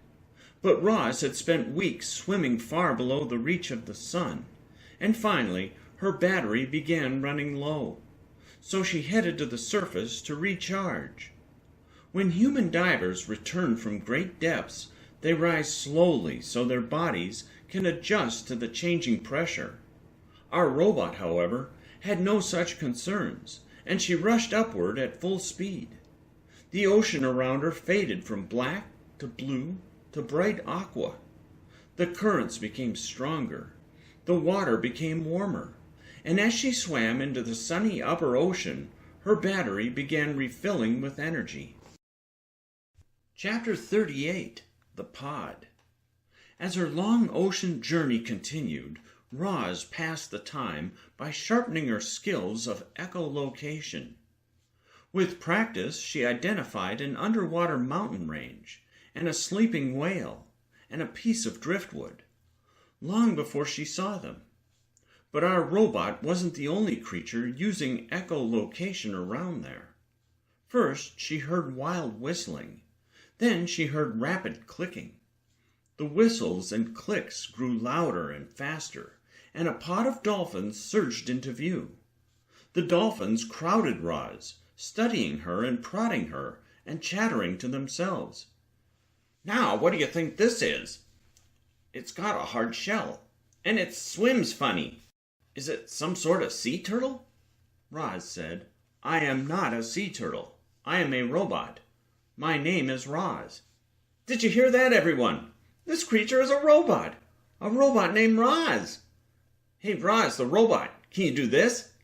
One of the dolphins suddenly pumped his tail and leaped up out of the water, and a moment later he came splashing back down into the waves. "Yes, I believe I can do that," said Roz. The robot suddenly kicked her legs and launched herself up out of the water. For the first time in weeks, she felt the light touch of air against her body, and then gravity pulled her down back into the waves. The dolphins were impressed. They cheered and laughed and peppered Roz with questions. But the lively mood changed when she mentioned her mission. Then the dolphins started chattering again. "We've stayed clear of the poison tide. We know about the damage it's causing. It must be stopped. What can we do to help?" Roz answered, "You can tell me where to find the ancient shark. They say she lives deep in the northern ocean. To get there, you'll have to swim west, around a very long stretch of land." Roz asked, "Could I get there faster by traveling over the land rather than around it? We don't know much about land. You should speak with the Seabirds." "Yes, the Seabirds will know the fastest way." "Okay, everyone, let's find Roz some Seabirds." The pod of dolphins surged into action. But instead of swimming upward, as you might expect, they swam downward into the depths. You see, the dolphins knew exactly how to attract seabirds. They rounded up a school of fish circling them, forcing them into a tight cluster. All at once, the dolphins blew air from their blowholes, and a dense layer of bubbles carried the fish up to the surface, where they thrashed through the waves.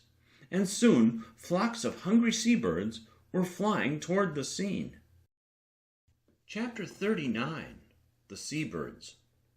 Seabirds from all around were drawn to a frothy, fishy patch of ocean. Gulls and terns hovered above the water, picking fish from the waves. Only the puffins took the plunge.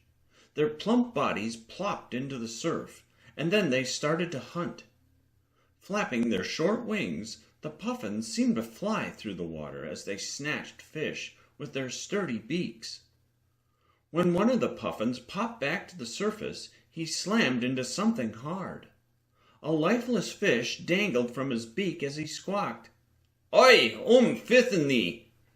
"I do not understand," said the robot, who was treading water beside him. The puffin grunted. Then he spit out the fish and secured it with his wing. "I said, hey, I'm fishing here." "I am sorry for disturbing you," said the robot, "but I need to speak with a seabird.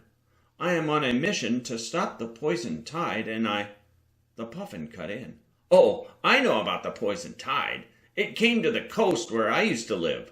The other birds were so excited to see dead fish piling up on the rocks. But old 𝘚𝘪𝘥 knew better. That's my name, 𝘚𝘪𝘥. Nice to meet you. Anyway, I said not to touch the fish. I said something didn't smell right, but nobody would listen.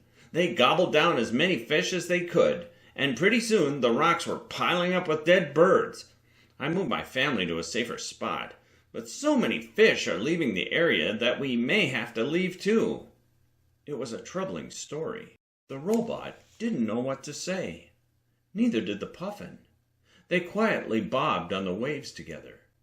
Behind them, the feeding frenzy calmed down and the other seabirds flew off. At last, 𝘊𝘳𝘳 said, "I must find the ancient shark. I have heard that she lives in the northern ocean. Can you show me the fastest way there?" 𝘓𝘪𝘥 winked and said, "No problem." The puffin gripped the fish with his beak. Then he flapped his wings and scampered over the waves and lifted into the air.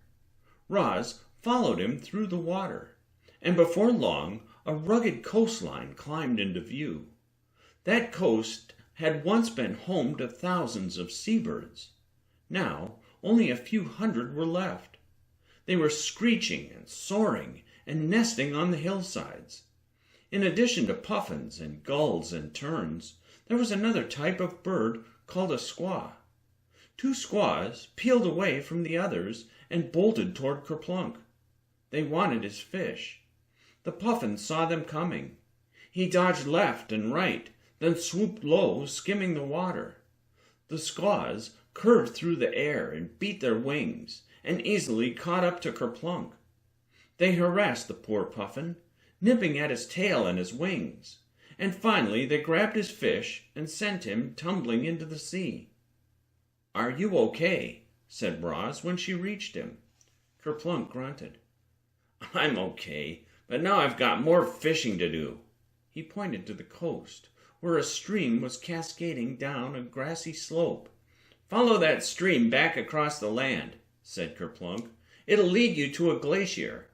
From there you'll see the northern ocean. And 𝘊𝘳𝘳, do us all a favor and stop the poison tide, would you? Life is hard enough out here as it is." The robot watched as the puffin took off and headed back out to catch another meal. Chapter 40. The Underwater Forest. The waters along the coast were home to a lush forest of kelp. Tall stalks of seaweed swayed as huge waves went rolling over. Sunlight filtered through the shifting foliage and dappled the seafloor. And just like forests on land, this underwater forest was teeming with wildlife. Barnacles clung to the rocks. Schools of fish swirled out from the greenery. Otters dove down and tore clams from the reef. 𝘊𝘳𝘳 was working her way through the kelp forest when she noticed she was being followed. A creature was darting from shadow to shadow as it trailed after her. The robot tried to go faster, but the water currents and the moving kelp slowed her down. Rather than fleeing from the mysterious creature, 𝘊𝘳𝘳 decided to hide. She quickly wrapped a kelp frond around her torso, smeared sand over her limbs, placed seashells on her head, and nestled into the ground. For a brief moment she blended into the reef. But camouflage works a little differently underwater, and soon the kelp was unraveling. The sand was drifting away. The shells were sliding off, and there was our robot in the open as an octopus crawled out from the shadows. The octopus had red skin, a bulging head, and 8 wriggling arms. But something about her movements signaled that she wasn't dangerous. She was curious. "Who are you?" said the octopus. "My name is 𝘊𝘳𝘳. I am a robot." "My name is 𝘊𝘪𝘵. I'm an octopus." "I was afraid you might be dangerous," said 𝘊𝘳𝘳, "so I tried to camouflage myself." 𝘊𝘪𝘵 laughed. "That isn't camouflage. This is camouflage." The octopus crawled onto a rocky ledge and squeezed her big, squishy body into a small crevice. Her skin suddenly turned rough and gray until she perfectly matched her surroundings. In an instant, the octopus had become part of the reef. 𝘊𝘳𝘳 couldn't believe her eyes. "I have never seen a better display of camouflage," she said, "not in the ocean or on land." A chunk of rock seemed to melt, and the octopus reappeared. "You've been on land?" "I have spent most of my life on land," said 𝘊𝘳𝘳. "I love land," said 𝘊𝘪𝘵. "I climb onto the shore every once in a while. It's so refreshingly bright and airy. I wish I could spend more time up there." "I am headed to shore now," said Roz, pointing. "Oh, you don't want to go that way," said Limber. "The waves will smash you against the rocks. Let me show you a better way." Limber wrapped a strong arm around Roz's wrist, and then the octopus jetted off through the water, dragging the robot behind her. They glided between kelp fronds and over seagrass, and into a cave in the side of the reef. The cave was long and dark, with only a few shafts of light streaming down from cracks in the ceiling. At the end of the cave was an opening in the rock, and they climbed up through it onto the bright, sunny shore. Limber crawled into a tide pool, and she and Roz chatted over the sounds of crashing waves. When the robot explained her mission, the cheerful octopus turned gray and serious. "So it's real," said Limber. "I hope the poison tide was merely a rumor. What do you know about it? Will it ever come here?" "What I know is that the poison tide is made of toxic dust that is flowing along ocean currents," said Roz. "What I do not know is whether it will ever come here." "You have to stop it," Limber shouted. "You have to do whatever it takes." The octopus turned away and quietly said, "Please forgive my outburst. I have a lot on my mind. A few days from now, I'll crawl inside my den and lay eggs. I'll spend the last few months of my life watching over them. By the time my eggs hatch, I'll be dead. We octopus mothers sacrifice everything for our young. Sometimes I dream about my tiny hatchlings. In my dream, I hold them close and say that I'll always protect them. It's only a dream, though. I won't be alive to protect them. That's why you must stop the poison tide. Then maybe my hatchlings will have a chance to grow up." "I will do everything in my power to stop the poison tide," said Roz. Limber squinted at the hot sun and said, "I should be going."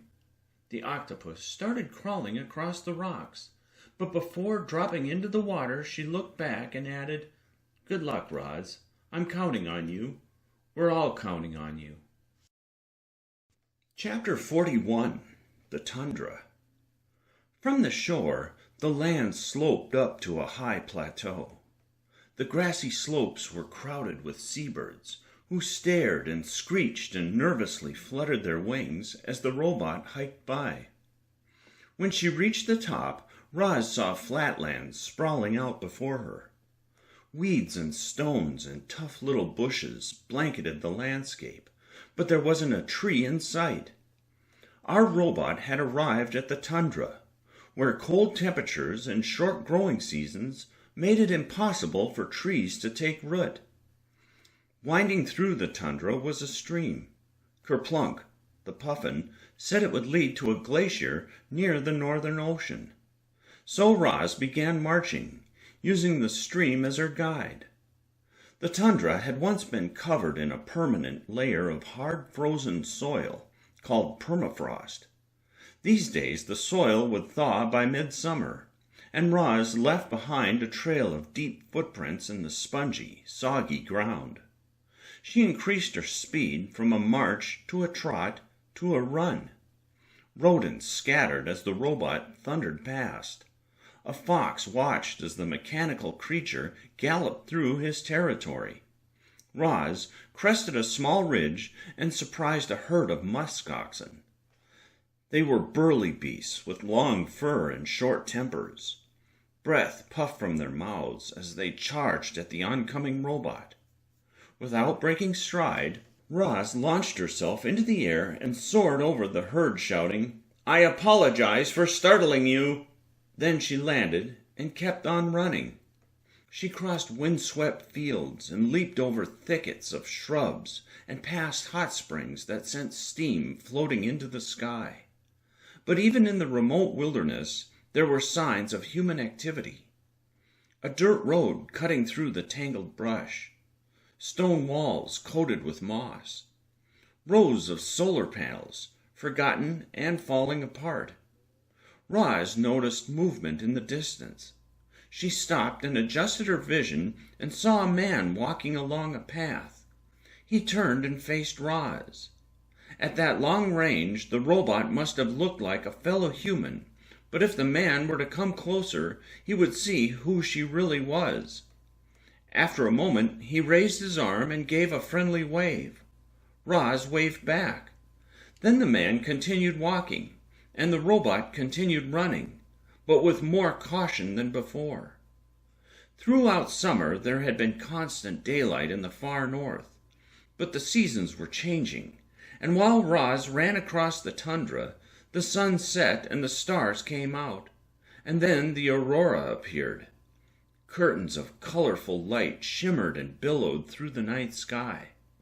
Back on the island, Roz had seen the aurora on occasion, but never this clearly.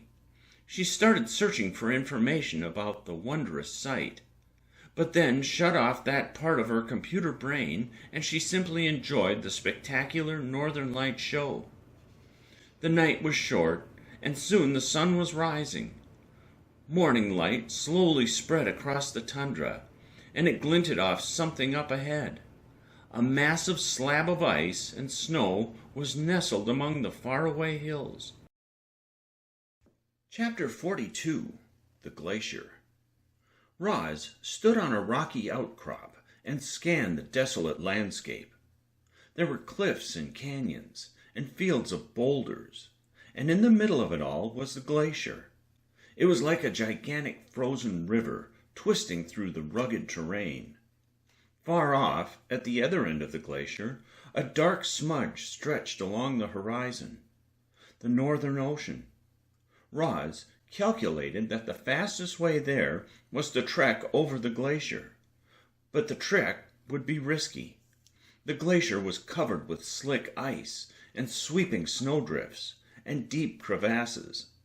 A single slip and she might never be seen again. The sides of the glacier had crumbled into piles of icy chunks. Carefully placing her hands and feet, Roz climbed up the chunks, higher and higher, to the very top, and then she set out over the glacier. The robot started slowly through the wintry world, but as she found her footing, the sounds of her crunching steps grew quick and steady. There were other sounds, too. Wind whistled. Pieces of ice clattered down cliff sides. Streams of meltwater rushed through furrows in the surface. The loudest sounds came from the glacier itself. You see, that massive sheet of ice was gradually sliding into the ocean, and each time it shifted, it created powerful, rumbling groans. As she hiked, the robot couldn't help staring at the bizarre frozen shapes around her. She was gazing at a great, glittering block of ice when she stumbled and fell, and suddenly her smooth body was gliding downhill.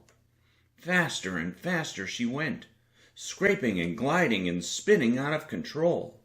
She was hurtling towards something wide and flat and blue, and a moment later she splashed into water. A lake of meltwater had formed on top of the glacier, and there was Roz sitting in the shallows. The water was clear and calm, so the robot kicked off and swam for the other side. The lake became deeper and bluer the farther she went. She was almost halfway across when another powerful groan rumbled through the glacier. Then, mysteriously, Roz began sinking. Actually, the whole lake began sinking. The glacier had shifted just a little, but the movement had split the thick ice below. Now the lake was draining through a huge crack at the bottom. The robot sank lower and lower, and the crack came into view. Water roared and gushed through the opening, and the flow carried Roz over the edge. Down she fell, deep inside the glacier, and she splashed into a frosty pool. The floodwaters immediately whisked her away. She slid along frozen chutes and slammed against icy walls and sloshed through a network of hollows. Finally, the flow of floodwater slowed, and when the robot skidded to a stop, she was in an ice cavern. The walls glowed with a blue light. Water was dripping everywhere. Hanging from the ceiling was a dazzling array of icicles.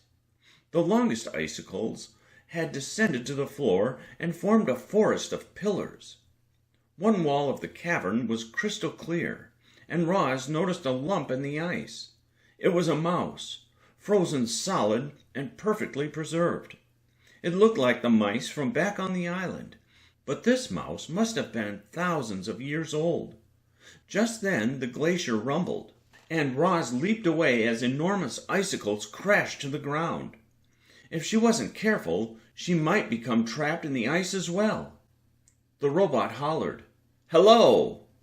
The cavern echoed, "Hello! Hello! Can you hear me? Can you hear me? Hear me? How do I get out of this glacier? How do I get out of this glacier? This glacier?" Nobody was around to answer her questions. Roz would have to find her own way out. She hiked on, through tunnels and caves. At one point she came upon an open shaft rising up through the ice, and high overhead was a small patch of sky. She chopped her hand into the walls like an axe. Hack! And pulled herself up. Hack! Hack! Hack! The robot climbed higher, and the shaft grew narrower. Too narrow. So she climbed down and continued through the glacier on foot. Days passed. Roz wondered if she'd ever get out of that frozen maze. Eventually, though, she detected the faint sound of ocean waves, and she caught a whiff of salty air, and then she turned a corner and stepped into bright daylight. Laid out before the robot was a glorious northern seascape. Icebergs of every shape and size floated across a bay and toward the open ocean. Seabirds soared by on outstretched wings. Waterfalls poured from wide holes in the ice. The front edge of the glacier was made up of frozen cliffs that towered above the waves. And high up on one of those cliffs was Roz, a lone dark shape against an immense wall of white. The glacier rumbled, and little avalanches of snow tumbled down the cliffside. Another rumble, and a large hunk of ice plunged into the water. It occurred to our robot that she was still in serious danger. She quickly tried to calculate the safest way down, but she wasn't quick enough. The glacier rumbled again, and then the entire cliffside started breaking loose. The cliff tipped forward, slowly at first, but gaining speed, until it crashed into the surf with a tremendous explosion of sea spray. Birds scrambled through the air. Icebergs smashed together. Waves rolled across the water and pounded the stony beaches. In time, the waves settled down, and calm returned to the bay. The ice cliff was now a massive iceberg, floating away from the glacier. Below the iceberg, a sparkle, and Roz swam up from the depths. She had a few new dents and scrapes, but she wasn't upset. In fact, the robot felt something like delight that she had made it to the northern ocean at last. Chapter 43. The Beach. A layer of fog hung over the ocean. Icebergs drifted silently through the mist.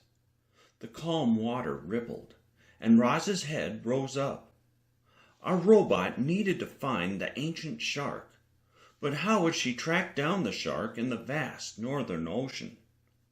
Roz began to hear a chorus of deep grunts. Hidden somewhere within the fog was a gathering of beasts. She followed the grunting noises, and a coastline emerged, but the noisy creatures were nowhere to be seen. The robot marched out of the water and over the rocks and up a hill. The noises grew louder, and the fog lifted, and when Roz reached the hilltop, she looked down the other side at a beach that was packed with giant creatures. Brown bodies, pink faces, white tusks, walruses, tons of them. So many walruses had hauled themselves out of the water that the beach couldn't fit them all. They crowded onto the surrounding hillsides and onto slabs of ice floating offshore. The air was thick with pungent smells and with steam rising up from the herd. Surely one of the walruses would know where to find the ancient shark. Roz marched downhill toward them, but when she started climbing over a boulder, she knew she'd made a mistake. The boulder was soft and warm.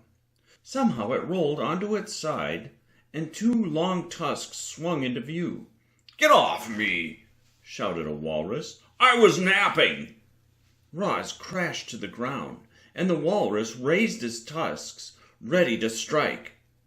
"I am very sorry," Roz shouted. "I mistook you for a boulder."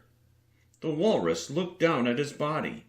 "Now that you mention it," he said, "I do look a little like a boulder." He seemed to forget all about the robot as he admired his own boulder-like body.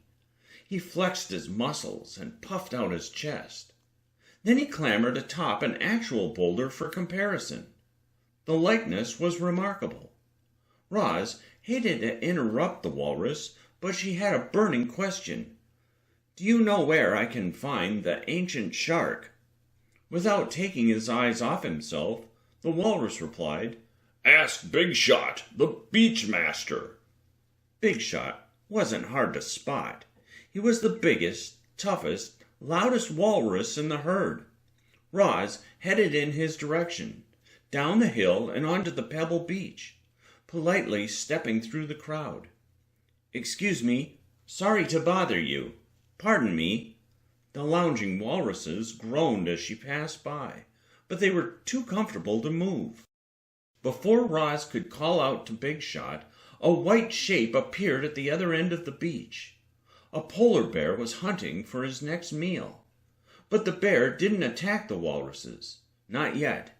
He just lumbered along as panic swept through the herd. The walruses grunted nervously and erupted into a stampede, with Roz caught in the middle. Heavy bodies knocked her around. Long tusks clanked against her sides. Strong flippers shoved her down, and a walrus crawled over, crunching her into the pebbles. Roz struggled to her feet and then leaped up and away to safety. The herd was vanishing into the sea, so the polar bear moved faster, trotting back and forth, searching the crowd for an easy target. Finally, he found what he was looking for. A young walrus had been separated from her family. The polar bear sprinted across the beach and pounced on the youngster's back. The walrus might have been young, but she was as big as the bear. She slashed her tusks and kicked her hind flippers and dragged the bear with her. If she could get to the water, she could escape into the depths. But the bear was strong and hungry and wouldn't let go. It looked like the polar bear would get his meal until Big Shot came charging to the rescue. Well, charging might not be the right word. The bull walrus moved as fast as he could in a slow, wriggling sort of way. Then he lifted up to his full height and roared, "If you want her, you'll have to kill me first." The polar bear was a fierce hunter, but he knew better than to fight the mighty beach master. He trotted off, and Big Shot escorted the young walrus into the waves. Minutes earlier, the beach had been overcrowded. Now, only the robot and the polar bear were left. Chapter 44. The Polar Bear. Roz backed away as the polar bear stalked toward her. "Do not waste your energy hunting me," hollered the robot. "I am not made of meat." The polar bear sniffed the air with his sensitive nose. He smelled the ocean. He smelled the lingering scent of walruses. He smelled his own musky odor. But he didn't smell anything he could eat. The bear slumped onto the beach and gazed at the sky. The sun was setting, and the stars were beginning to come out. "I'm hungry," growled the bear. "I'm always hungry. I can't remember the last time I tasted meat. I'm lucky to find eggs. Mostly I eat grass. That's no way for a bear to live.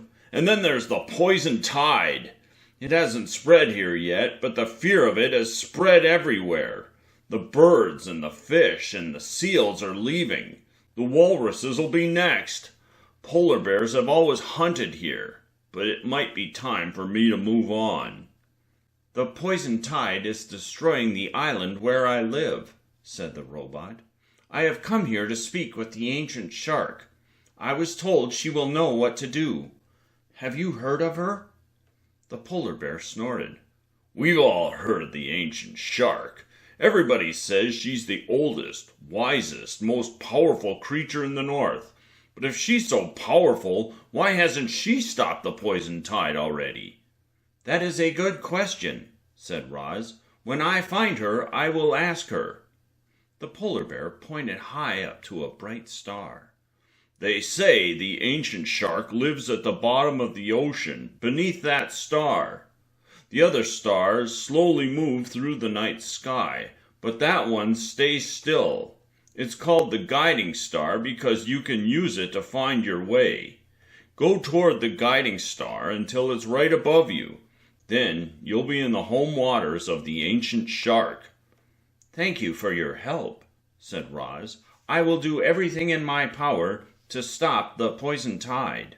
With luck, the birds and the fish and the seals will return soon." The polar bear licked his lips and dreamed of eating meat as the robot marched into the waves. Chapter 45. The Far North. The far north was a place of extremes. Entire seas froze over and then melted with the changing seasons. There were months of constant daylight, followed by months of constant darkness. Many land animals lost their summer color and turned white to blend in with winter, though the winters weren't as white as they'd once been. Our robot was swimming through the northern ocean under a sky filled with stars. Fear of the poison tide had driven away countless ocean animals. There were fewer fish, fewer squid, fewer seabirds. Some of the larger animals remained, for now. Roz's head dipped underwater, and she heard a flurry of clicks and whistles, and when she popped up again, she spotted a family of whales glistening in the starlight as they raced through the waves. They were narwhals. Each of the males had a long tusk extending from his head. Roz wondered where the narwhals were going. Were they moving south to a place where they wouldn't have to live in fear? The farther Roz swam, the higher the guiding star climbed in the sky, until at last it was directly overhead. The robot stopped and treaded water. Roaming somewhere in the depths below was the ancient shark. Chapter 46. The Ancient Shark. Bright shafts of light beamed out from the robot's eyes as she swam down through the ocean. She felt the water pressure steadily increasing, but before it became dangerous, the seabed emerged from the gloom.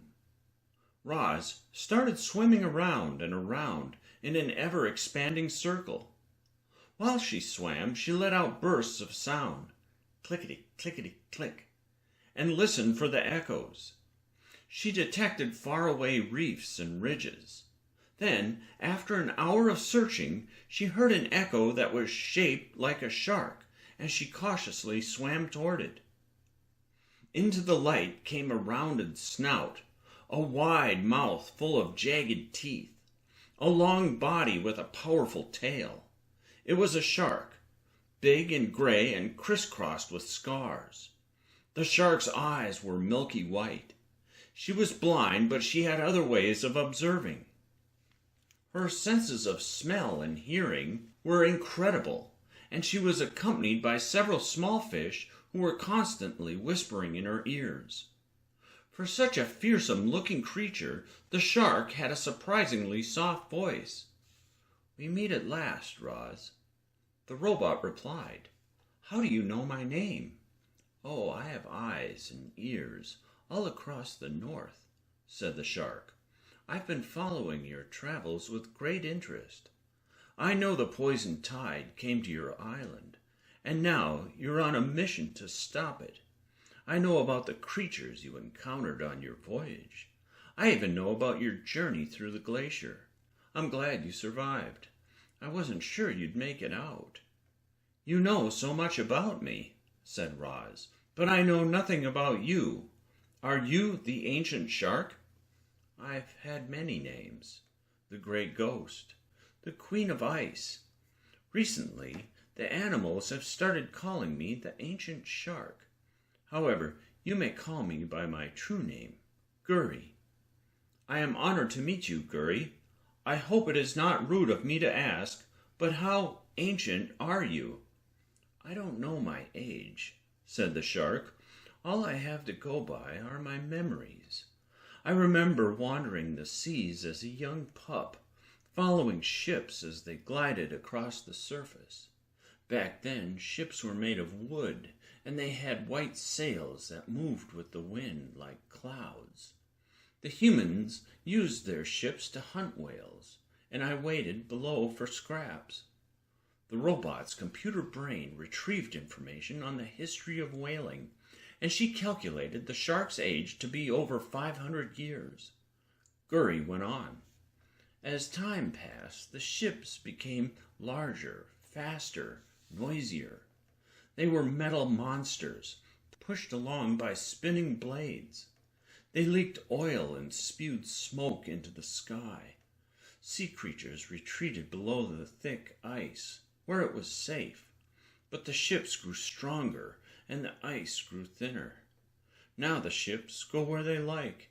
Even worse than the ships, though, is the poison tide. It's taken so many lives, and it spreads farther with each passing moment. The poison tide must be stopped." "If you are as powerful as everyone believes," said Roz, "why have you not tried to stop the poison tide already?" "Because I've been waiting for you," said 𝘵𝘪𝘵. "Throughout the north, animals fear me and respect me, and they'll do as I command. I've already sent out a call to action, and armies of ocean animals are gathering as we speak. But there are things that only you can do, Roz. Only you can survive the poison tide. Only you truly know the enemy. I do not understand." An ugly grin stretched across the shark's face. "Roz, your own kind is to blame. The poison tide is the work of robots." Chapter 47. The Fight. The poison tide was the work of robots. That new information was a lot for Roz to process. She listened closely as the ancient shark explained further. "On the other side of this ocean, a robot is demolishing an underwater mountain. The robot doesn't look like you, Roz. He looks more like a giant crab. He tears rocks from the mountain, creating huge dust clouds that stream away on the currents. Those dust clouds are the poison tide. Other robots collect the rocks and carry them to a structure that floats on the surface. We don't know what happens in the floating structure, but we know there are humans aboard." "That must be a mining operation," said Roz.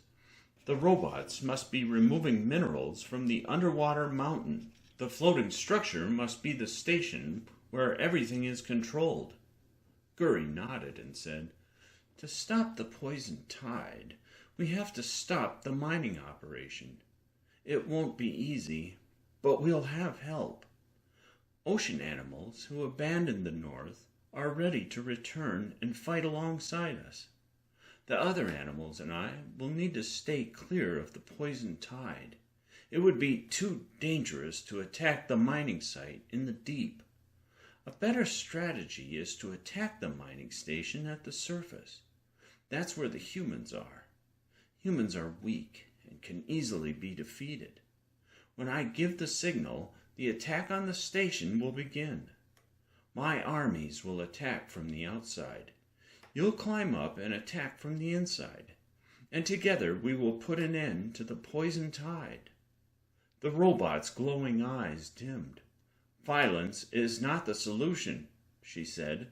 "There must be another way." "For some of us, violence is the only way," I am not like you, 𝘵𝘪𝘐. I am not a predator. I am not programmed to be violent. How else can we defeat our enemies, Roz? We need to fight. You need to fight. This is how I fight, said the robot. I fight with my mind. I think and I plan, and I find peaceful solutions to every problem. The shark's face twisted in confusion. Are you telling me that if I attacked you right now, you wouldn't fight back? I would try to escape, said Roz, but I am not capable of fighting. I don't believe you, said 𝘵𝘪𝘐. Try to hit me. Don't worry, I'll be fine. I cannot fight. Go on, hit me, Roz. I cannot fight. 𝘵𝘪𝘐 roared with frustration. Then she rushed forward, ramming into Roz. Fight back, hollered the shark. I cannot fight, hollered the robot. They call you the wild robot. Show me how wild you really are. The shark rushed forward again and opened her jaws and snapped them around the robot. Roz felt rows of razor-sharp teeth crunching against her sides. Her survival instincts blared in her head. If just one of those teeth were to pierce her body, water would come flooding in and destroy her. And that's when Roz did something impossible. She did something unthinkable. She fought back. Her powerful arm swung through the water and slapped 𝘵𝘪𝘐 right across the face. The shark went tumbling into the shadows, and her fish companions darted after her. Roz stared at her hand. She had never before hit anyone. How could she have hit 𝘵𝘪𝘐? It went against her programming. She searched her computer brain for an explanation and realized, once again, that her new body was different from her old one. Her new body was waterproof, and her new body could fight. That might seem like an exciting development to you, reader, but it caused our robot to feel something like sorrow and loss. What Roz loved most about herself was her peaceful temperament, and suddenly that had changed forever. 𝘵𝘪𝘐 swam out from the shadows, chuckling to herself. I knew you had it in you, Roz. The shark stretched her jaws and exposed 2 missing teeth. You're stronger than you look. Quietly, Roz said. I am so sorry. Don't ruin this nice moment with an apology, said 𝘵𝘪𝘐. I wanted you to fight. But I knocked out 2 of your teeth. Oh, that's nothing. I've lost more teeth than I can count. They always grow back. It seems that I am capable of fighting, said Roz, but I can still choose not to fight. You said there are humans aboard the station. I will not fight them. I will reason with them. We don't need reason, said 𝘵𝘪𝘐. We need revenge for all the lives lost to the poison tide. We need to make sure this never happens again. And that is what we will do, said Roz. Point me toward the mining station and let me try to solve this peacefully. If my way fails, we will try it your way. The ancient shark grunted. Fine, but I'll be watching, and when you fail, my armies will attack. Chapter 48, The Destination. It was the early days of autumn, and already the far north was turning bitterly cold. But the temperature didn't bother Roz. The robot raced through the frigid waves, winding between chunks of ice, and then continued across open water. Following 𝘵𝘪𝘐's directions, she headed west. Somewhere over the horizon was the mining station, but the ocean was vast. The last leg of her journey would take time. While Roz swam, thoughts drifted through her mind. She thought of Dr. 𝘊𝘍𝘍𝘥 and wondered why the woman had given her the ability to fight. Was it simply so she could defend herself? Or was she also able to attack? It didn't matter. The robot would never choose to attack anyone. Then Roz thought of 𝘵𝘪𝘐. She wanted to prove to the shark that every problem really could have a peaceful solution. She thought of the mining station ahead and hoped the humans could be reasoned with. She thought of Brightbill and Glimmer and of the goslings who must have hatched. Roz swam all through the night. Early the next morning she heard something rumbling in the ocean. The hours passed. The rumbling grew louder, and a hulking industrial structure appeared in the distance. At first it was just a hazy silhouette, but as Roz swam closer, the details sharpened into the perfect lines and angles of the mining station. Chapter 49, The Mining Station. The mining station looked like a floating city, with buildings and walkways and machines and antennas rising up from a wide platform. That platform sat high above the waves on the station's base, which resembled a massive barrel floating upright in the water. Below the waterline were 4 enormous engines. The engines were not designed to move the station around. They were designed to keep it in place. They constantly adjusted to the changing conditions, slowing down, speeding up, turning in various directions. Wind could gust and waves could crash and currents could ebb and flow, but that station wouldn't budge as long as its engines were active. This complex, state-of-the-art industrial mining station had a name. It was called the Juggernaut. Roz needed to speak with the humans aboard the Juggernaut, but how would they react to an unknown robot emerging from the sea?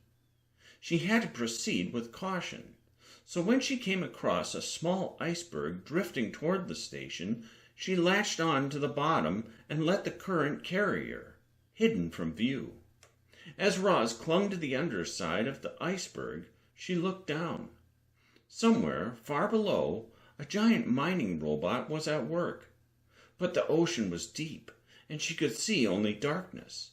And then she noticed movement, not from below, but from ahead. The Juggernaut's huge underwater door was opening. The door opened wider and wider, revealing 3 aquatic robots inside. The word Hydro was etched into each of their bodies, followed by their individual unit number. They were Hydro 1, Hydro 2, and Hydro 3. The Hydros were large and streamlined, like robotic whales. Powerful engines enabled them to speed through the depths in any direction. When needed, 2 arms could extend from their sides, and at the end of each arm was an array of tools, including a claw strong enough to tear through steel. When the station's underwater door had finally opened, Hydro 1 started to move. She cruised out through the doorway and was followed by her 2 partners. Together, the Hydros drove toward the bottom of the ocean, and as they faded into the deep, the underwater door closed behind them. Roz turned her attention up to the structures above. A tall ladder was bolted to the station's outer wall. She gently steered the iceberg toward the ladder, and a few minutes later she was climbing. Up the side of the station she went, rung after rung, higher and higher. Once Roz reached the top of the ladder, she poked her head up and scanned the platform. Buildings, walkways, railings. Then on the opposite side of the platform, a robot appeared. The robot looked similar to Roz, but bigger and bulkier, like he was built for working with heavy machines. His body was covered with dents and scrapes, and the name Bosun 5 was lightly etched on his chest. He marched over to a stack of gigantic pipes, picked one up, and carried it between buildings and out of sight. Another robot appeared. Bosun 3 had a searing hot blowtorch for a hand and was welding together steel beams. And there was Bosun 9, fixing the roof of a building. A whole crew of Bosun robots worked on the station. If any of them saw Roz, they might attack, and she might be destroyed before ever speaking with the humans. So she waited until the Bosuns had finished their tasks and stomped away. Only then did she climb onto the platform. Within the jumble of structures on the Juggernaut, one towering building stood high above the rest. From the roof of that tower, Roz would have a clear view of the entire station, and she could plan the best way to introduce herself to the humans. Daylight was fading. As soon as the platform was cloaked in twilight, Roz started cautiously creeping toward the tower. She weaved between crates and past pieces of machinery. Suddenly, bright floodlights switched on, and Roz was lit up. Our robot had been spotted. She dashed into a narrow alley and waited for the bosun robots to come hunting for her. She waited and waited, but nothing happened. And then she noticed that across the station every floodlight was illuminated. Roz hadn't been spotted after all.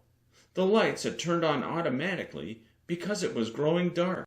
Rows of sturdy pipes ran up the back of the tower.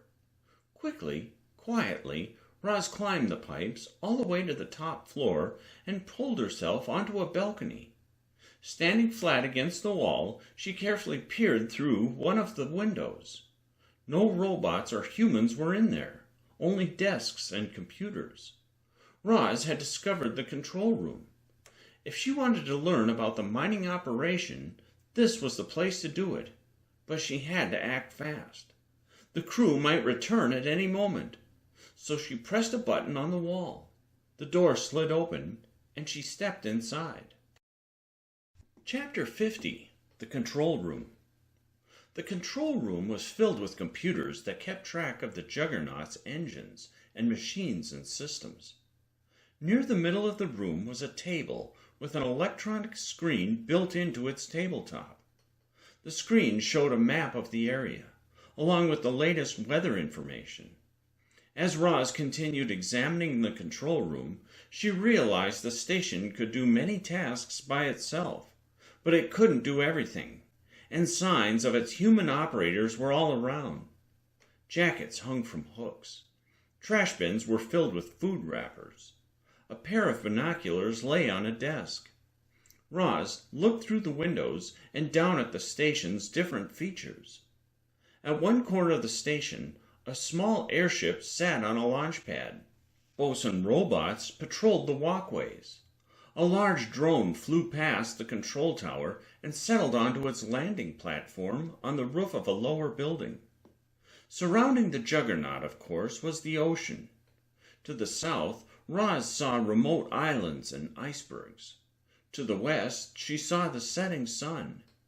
Everywhere else, she saw water and sky. What she didn't see was the poison tide.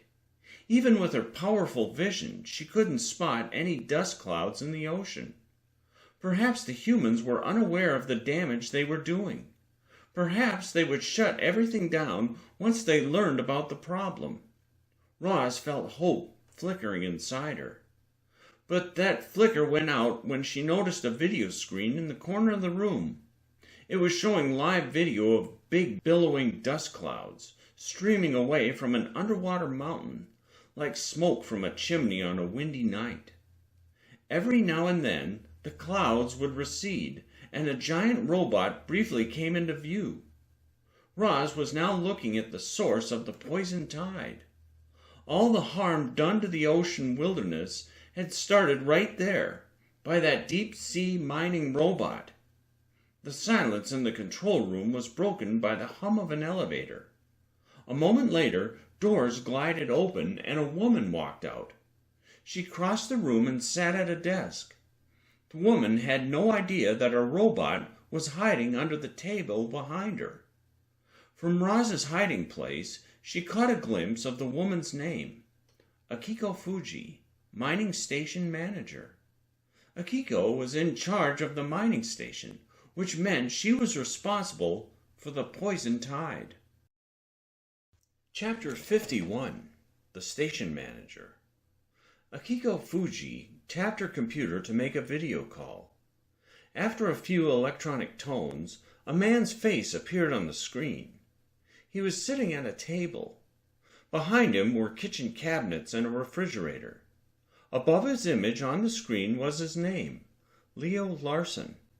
"Hi, honey," said Akiko. "Sorry I missed you earlier," said Leo in a weary voice. "I was picking the kids up from school."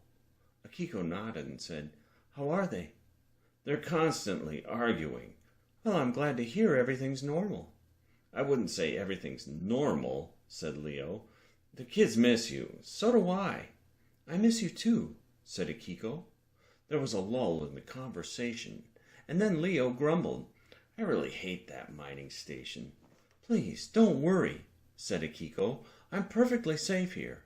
I've got an excellent crew, and the robots do all the dangerous work." "I'm not worried about your safety," said Leo. "I'm worried about our family. How long are we going to live apart like this?" Akiko opened her mouth to speak, but then came the sound of scampering footsteps, and a young girl popped on screen and climbed into Leo's lap. "Hi, Mommy," said the girl. "Hello, sweetie," said Akiko, smiling. "Mommy, I'm ready for our camping trip. I've been reading about which wild plants are safe to eat and which are poisonous." Akiko scratched her head. "Listen, sweetie, I'm sorry, but I have to stay here a little longer than I expected. We'll go camping soon, though, I promise." The girl frowned. "You said that last time." "I'll make it up to you," said Akiko. "In a couple of months, we'll go to the mountains, and you can tell us about all the different plants. How's that sound?" The girl didn't answer. She just hopped off her father's lap and stomped off screen. "She'll be okay," said Leo. "But while you're halfway around the world, our kids are growing up." Akiko sighed. "I know. When I get home, I'll request a job at headquarters." A timer started beeping, and Leo glanced back at the kitchen. "Dinner's ready. I should go." The call ended. Akiko stared at the blank screen. Then she put her head in her hands and cried. Between sniffles, she spoke aloud to herself. "What am I doing? I don't even like this job anymore." Akiko sat there a while longer, wiping the tears from her cheeks.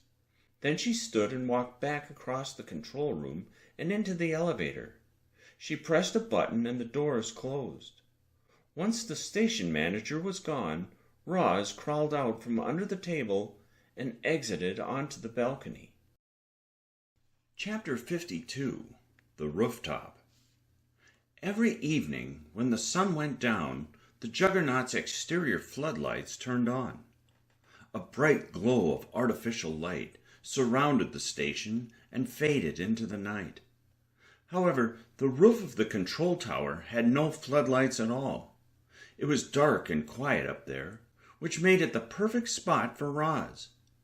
The robot pulled herself up from the balcony and found a cluster of communication equipment mounted on the roof. There were tall, pointy antennas and wide, round antennas, and electronics housed in metal boxes. She stood still within the cluster, and her mechanical body blended in with the equipment. Roz thought about the mining station manager. Akiko Fuji was responsible for the poison tide, and yet she didn't seem like a bad human. She was a long way from home, and she missed her family, and she was unhappy with her job. Akiko seemed reasonable. Surely she would understand the need to protect the ocean.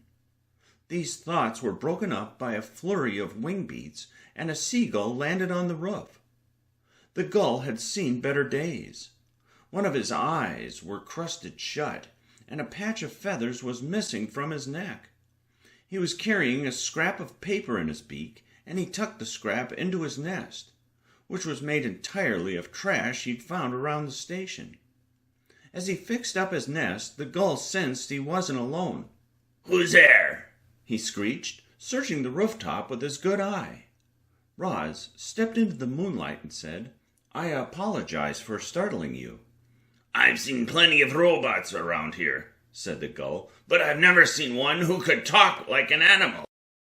"I am not like other robots," said Roz. "I live with animals on a wild island, and I have come here to stop the poison tide." The gull studied Roz more carefully. "Hold on. I've heard of you. The other day a flock of terns was squawking about some wild robot who was on a mission to stop the poison tide. I didn't believe a word they said, but here you are." "Here I am," said Roz in a friendly voice. "But why are you here?" said the gull, and he pointed south. "The poison tide starts a day's flight that way." "The poison tide actually starts directly beneath us," explained Roz. "This is a deep-sea mining operation. It is creating huge clouds of toxic dust that travel far through the ocean before rising to the surface." "Really?" said the gull. "Well, if you want my opinion, I think you should leave the poison tide alone. It's been great for me. I found a beach that's covered with dead crabs. I've never eaten so good in my life." "You should not eat those crabs," said Roz. "They could be poisoned." "You know, the crabs do taste a little funny, and I haven't been feeling so good lately." The gull scratched at his bare patch of skin. His name was Nimbus. When the mining station had first arrived, gulls had crowded onto its rooftops and ledges. But then came rumors about the poison tide, and the other gulls started taking off, and soon only Nimbus was left. Roz and Nimbus chatted well into the night, but eventually the gull yawned and said, "If I don't get enough rest tonight, I'll be a real grump tomorrow." Then he snuggled into his nest and fell asleep. Early in her life, Roz knew very little about the night sky, but now she looked up at 1,000,000 points of light and recognized them all. Spaceships and space stations and satellites, stars, planets, meteors, galaxies, the moon and the aurora. Those glowing objects swirled overhead until the eastern sky started growing brighter. At daybreak, the humans stepped out from their living quarters and another workday began. Roz heard muffled voices in the control room below. Further down, on the main platform, 2 men disappeared into a stairwell that descended to the station's lower levels. On a walkway, a woman gave orders to a group of bosun robots who then marched off to complete their tasks. 6. That was the number of humans aboard the Juggernaut. It took only 6 humans to run that entire deep-sea mining operation. Together, they managed the station and the computers and the machinery and the robots and the drone. Reader, I'd like to turn your attention to that last piece of technology. A soft buzzing filled the air as the drone rose up from its platform. It floated over the station, inspecting equipment, communicating with robots, and searching for anything out of the ordinary. It glided from machine to machine, from building to building, and then it headed for the control tower. Our robot was well hidden within the antennas, but the drone was designed to notice every little detail. And as it floated up over the tower, it came to a sudden stop above Roz. Chapter 53, The Intruder. Re. Across the mining station, alarms were blaring and lights were flaring red. Nimbus jolted awake.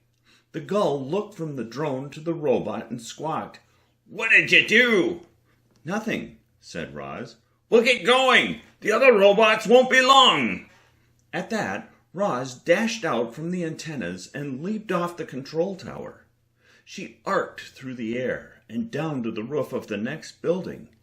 From there, she leaped to a lower building and she dropped onto a walkway.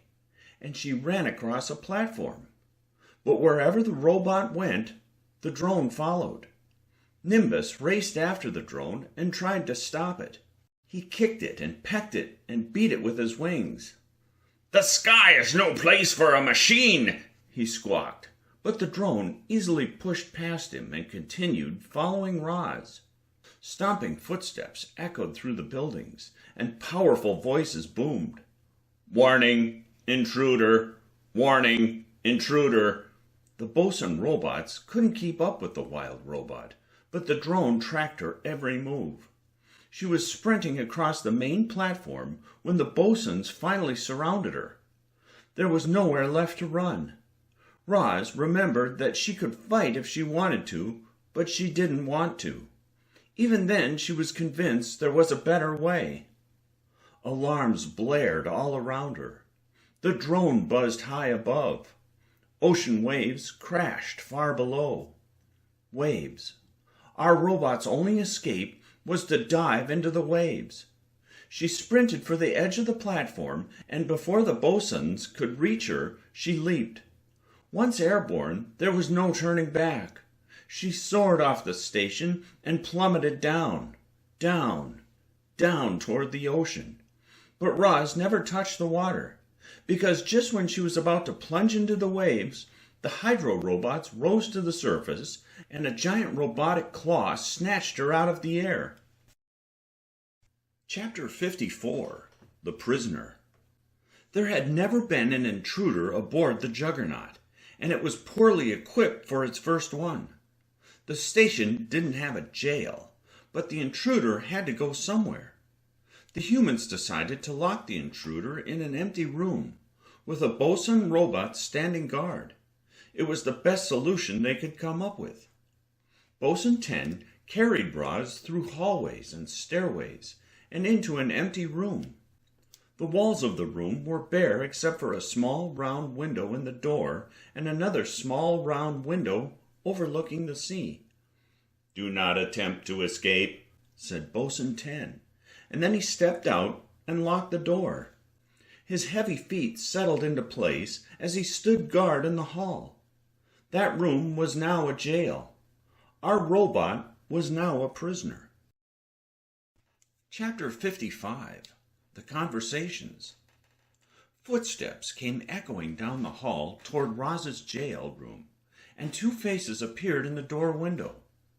One face belonged to Akiko Fuji, the mining station manager. The other face belonged to 𝘺𝘮𝘮𝘦𝘯𝘵, the assistant manager. They stared at Roz through the window and quietly spoke to each other. Then the door was unlocked and Bosun 10 entered the room. He clamped his bulky hands around Roz's arms and said, "I have restrained the prisoner." Akiko and George walked in and faced Roz. The humans were filled with questions. Our robot had questions of her own, and those questions led to conversations like these. "Who are you?"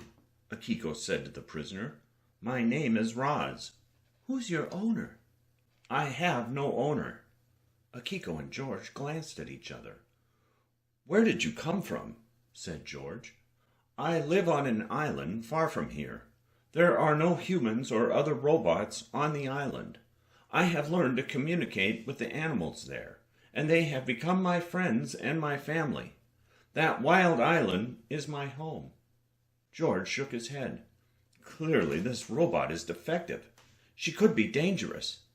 "I am not defective, and I am not dangerous," said Roz. "I would never hurt anyone." "Why should we trust you?" said Akiko. "You have no reason to trust me, but I hope to prove that I am trustworthy." Akiko leaned forward. "You can start by telling us exactly why you're here." "There is toxic runoff flowing from your deep-sea mining site," explained Roz. "The animals call it the poison tide. Ocean currents are carrying the poison tide far to the south, and it is damaging every living thing in its path. It has surrounded my island, and now my home is dying. I have come all this way to stop the poison tide, but to do that, I need your help." "Nature creates many harmful substances," said Roz. "There are poisonous plants and venomous animals and acidic hot springs. Nature also creates toxic materials. When left alone, those minerals are usually harmless, but humans often dig them up, as you are doing here. I am curious, did you know this mining site was toxic?" George said to Akiko, "I really don't think we should answer her questions." "Let's see where this goes," said Akiko. "Yes, Roz, we knew this was a toxic mining site. That's why we'll be sending out a specialized robot to clean everything up when we finish the job." "While you wait to finish the job," said Roz, "a vast number of habitats are being wiped out." "That can't be right," said Akiko. "By our calculations, the runoff shouldn't be traveling very far." And the seafloor is barren around here," added George, "so there's nothing for the runoff to harm." "Your calculations are wrong," said Roz.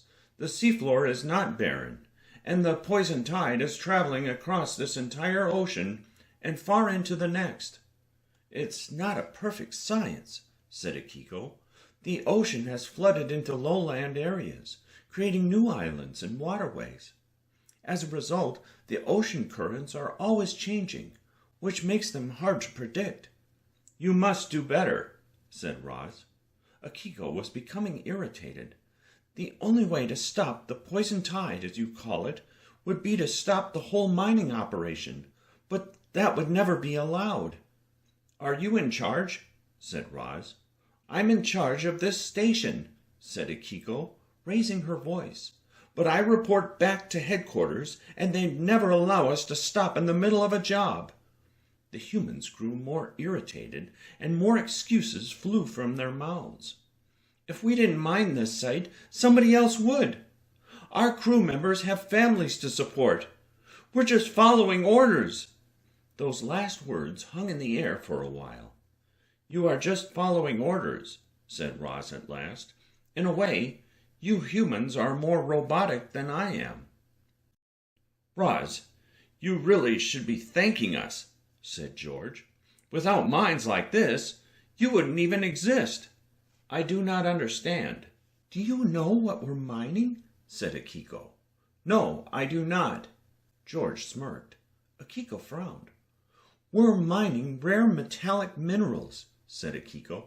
"Minerals needed for making robots like you." Reader, it's hard to describe the effect those words had on our robot. You might say she felt something like shock. All Roz had ever wanted was to protect her family and her friends and her home, and now she knew that everything she loved could be destroyed in order to make more robots like her. But her computer brain pushed those troublesome thoughts aside so she could continue the conversation at hand. "I understand why humans want robots," said Roz.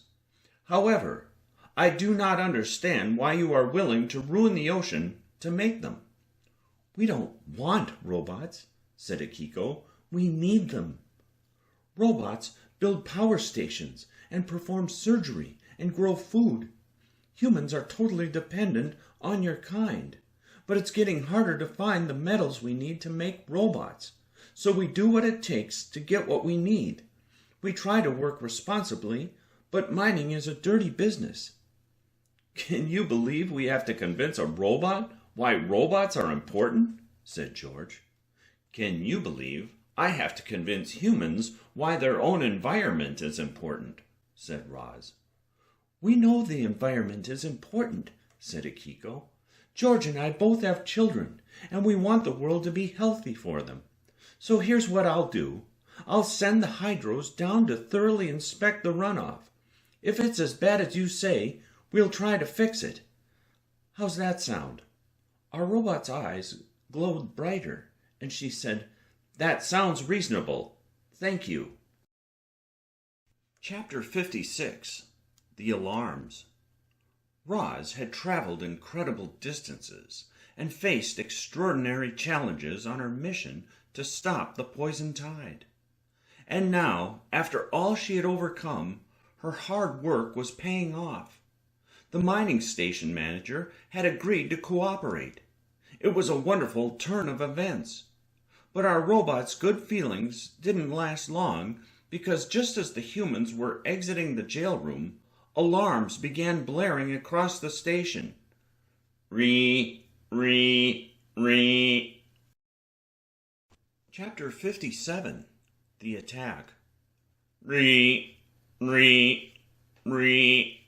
While alarms blared, Akiko and George hurried across the station and up to the control room, where they found the other crew members bustling around. The station manager quickly tapped her computer, and the alarms went quiet. "Akiko, you need to see this." That was the voice of Vivian, the technology manager. She was leaning over the electronic table. On screen was a map with the juggernaut at the center. Countless dots were appearing on the map. "Those aren't ships," said Vivian, pointing to the dots. "They could be animals, but it would take a whole lot of fish to light up the map like this." "Send the drone," said Akiko. "I want to see what's out there." A moment later, the drone glided away from the station. Vivian tapped the electronic screen and pulled up the view from the drone's camera. It showed wisps of fog floating by, and below the fog was the ocean. "What's that?" said Akiko, as a layer of sea foam swept across the water. Vivian zoomed in on the image. "I think that might be a whole lot of fish." Indeed it was. The ocean was teeming with more fish than anyone had ever seen. Their shiny bodies slashed through the waves, creating a great circle of sea foam that tightened around the station until the fish slammed against the base. An endless flow of fish pounded the outer wall, but it would take more than fish to damage the mighty juggernaut. However, the fish weren't alone. Behind them were dolphins, numbering in the thousands. They whirled around the station, studying it and searching for any weak points. Then came sharks and walruses and squid. So many animals started thrashing through the waves that the ocean seemed to be boiling over. Only one creature could have organized such an attack. The ancient shark had given Roz a chance to reason with the humans, but the shark felt certain the robot would fail. And when she learned that Roz had been captured, she didn't wait around for more information. She sent the signal for her armies to advance. The ancient shark lurked in the background as the attack unfolded. Her fish companions whispered in her ears and reported the events as they happened. From time to time, she sent a fish into the fray with messages for the ocean warriors. "Be careful not to harm each other. Pace yourselves. The fight has only just begun. Look out for the poison tide in the deep." High above the action, Roz peered out from her jail room window. She had done everything in her power to stop the poison tide peacefully, and she had almost succeeded. But now the ocean battle had begun, and all she could do was watch. Chapter 58. The Cloud. A dark cloud was rising in the south. It billowed and swelled, and constantly changed shape, and it was headed straight for the juggernaut. As the cloud floated closer, it became clear that it was actually a gigantic flock of birds. There were seagulls and puffins and cormorants and vultures and squaws and terns and sandpipers and eagles and every other type of northern bird, all flying together. The ancient shark's call to action had made the leap from ocean to sky, and birds were coming to join the fight. Up in the control room, the station manager and the assistant manager stood together as the birds approached. "Roz must have something to do with this," said Akiko. "You don't really think that robot can speak with animals?" said George. Akiko shrugged. "Do you have a better explanation?" A lone seagull flew out to greet the flock. Nimbus knew the station well, and his advice quickly spread from bird to bird.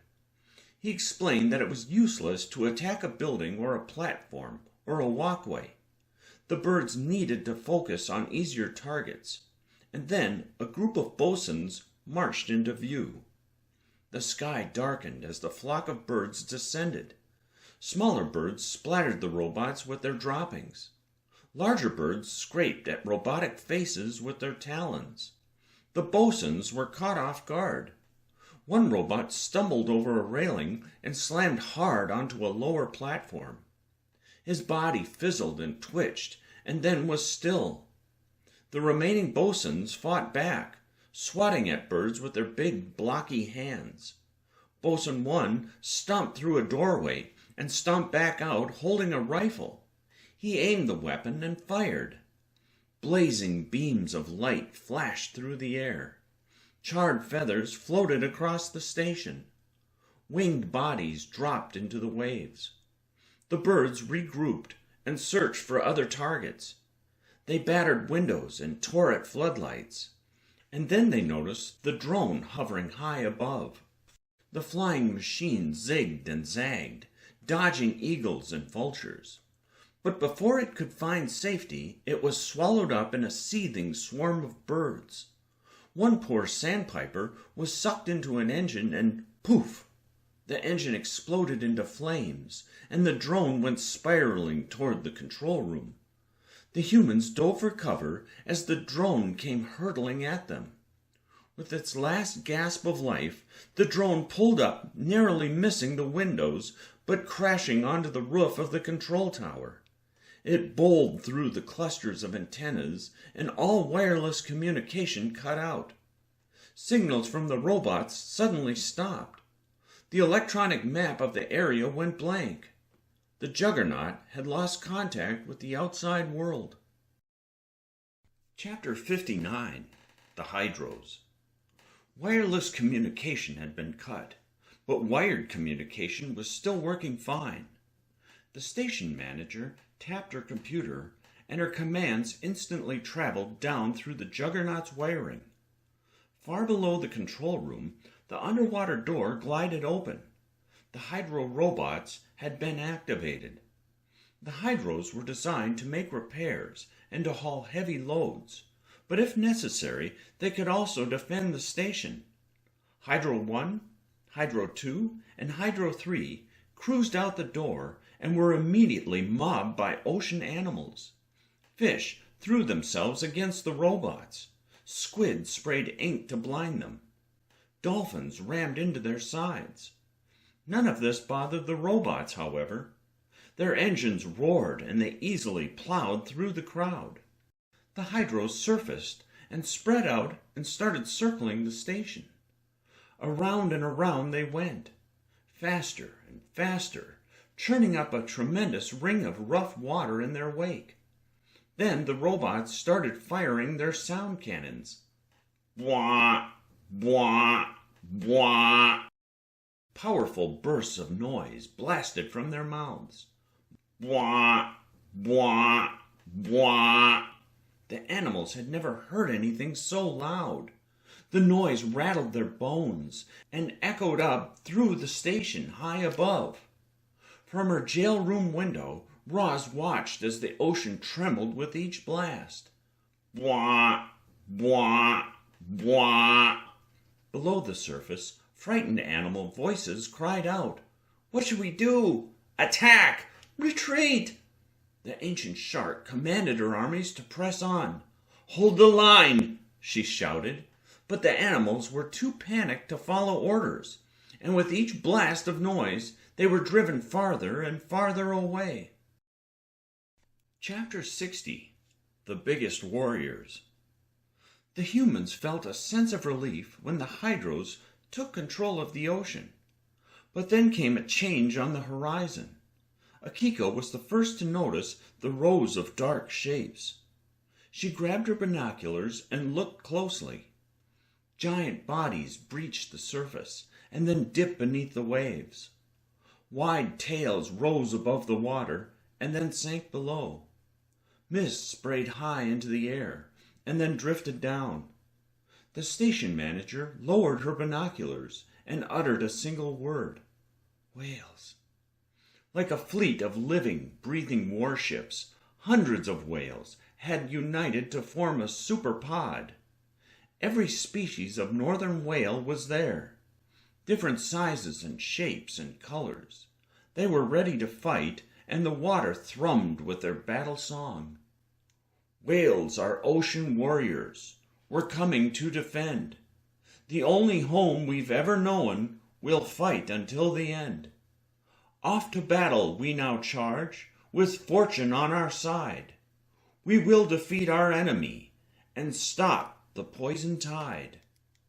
The whales picked up speed, and their motion created a wave in the ocean behind them. They swam faster, and their wave grew taller.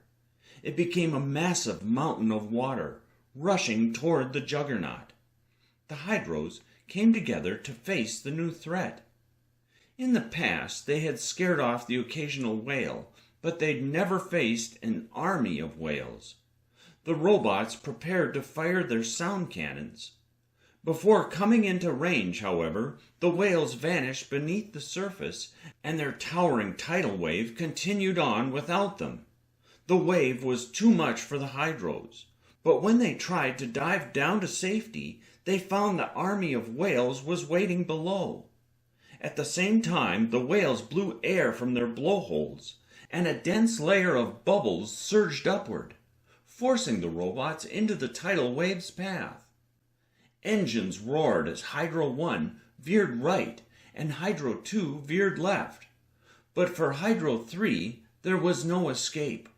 The tidal wave lifted her up and then smashed her down against the base of the station with a thunderous explosion of sea foam.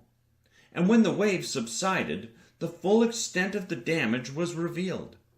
Hydro 3's crumpled body had pierced the outer wall, and now water was flooding into the station. The whales weren't finished. Another group arrived, pushing an iceberg like a battering ram. The two remaining hydros dug their claws into the ice and blasted their engines. It was a battle of strength. Whales versus robots, with the iceberg caught in between. Sound cannons were fired. Bwah, bwah, bwah. But then came more whales, and more waves, and more icebergs. In the frenzy, Hydro 2 was crushed between enormous blocks of ice, and she sank into the deep.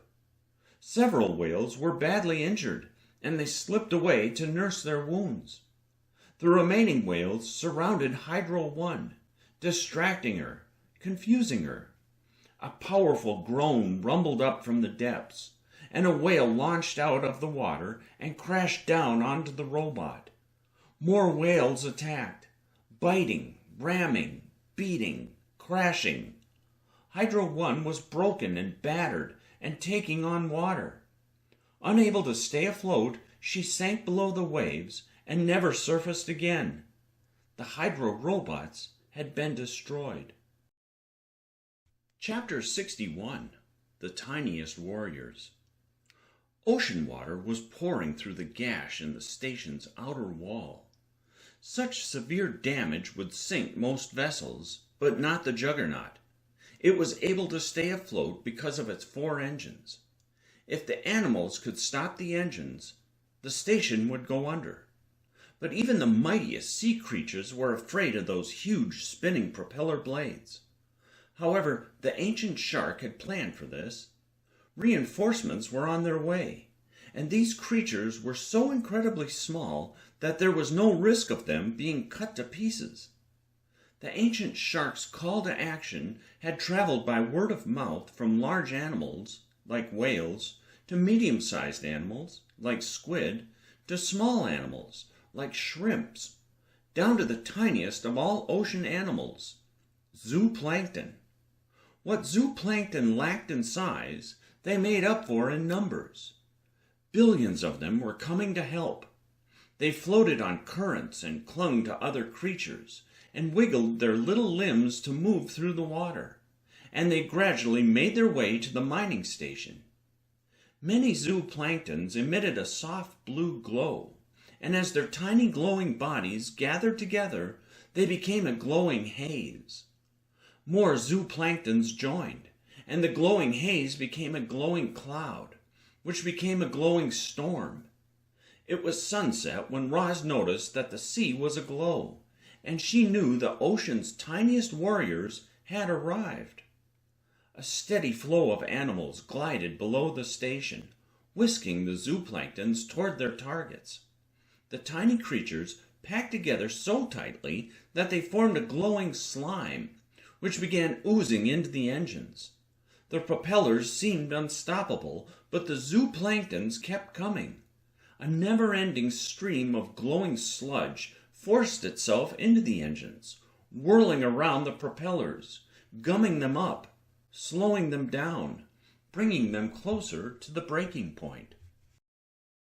Chapter 62, The New Arrivals.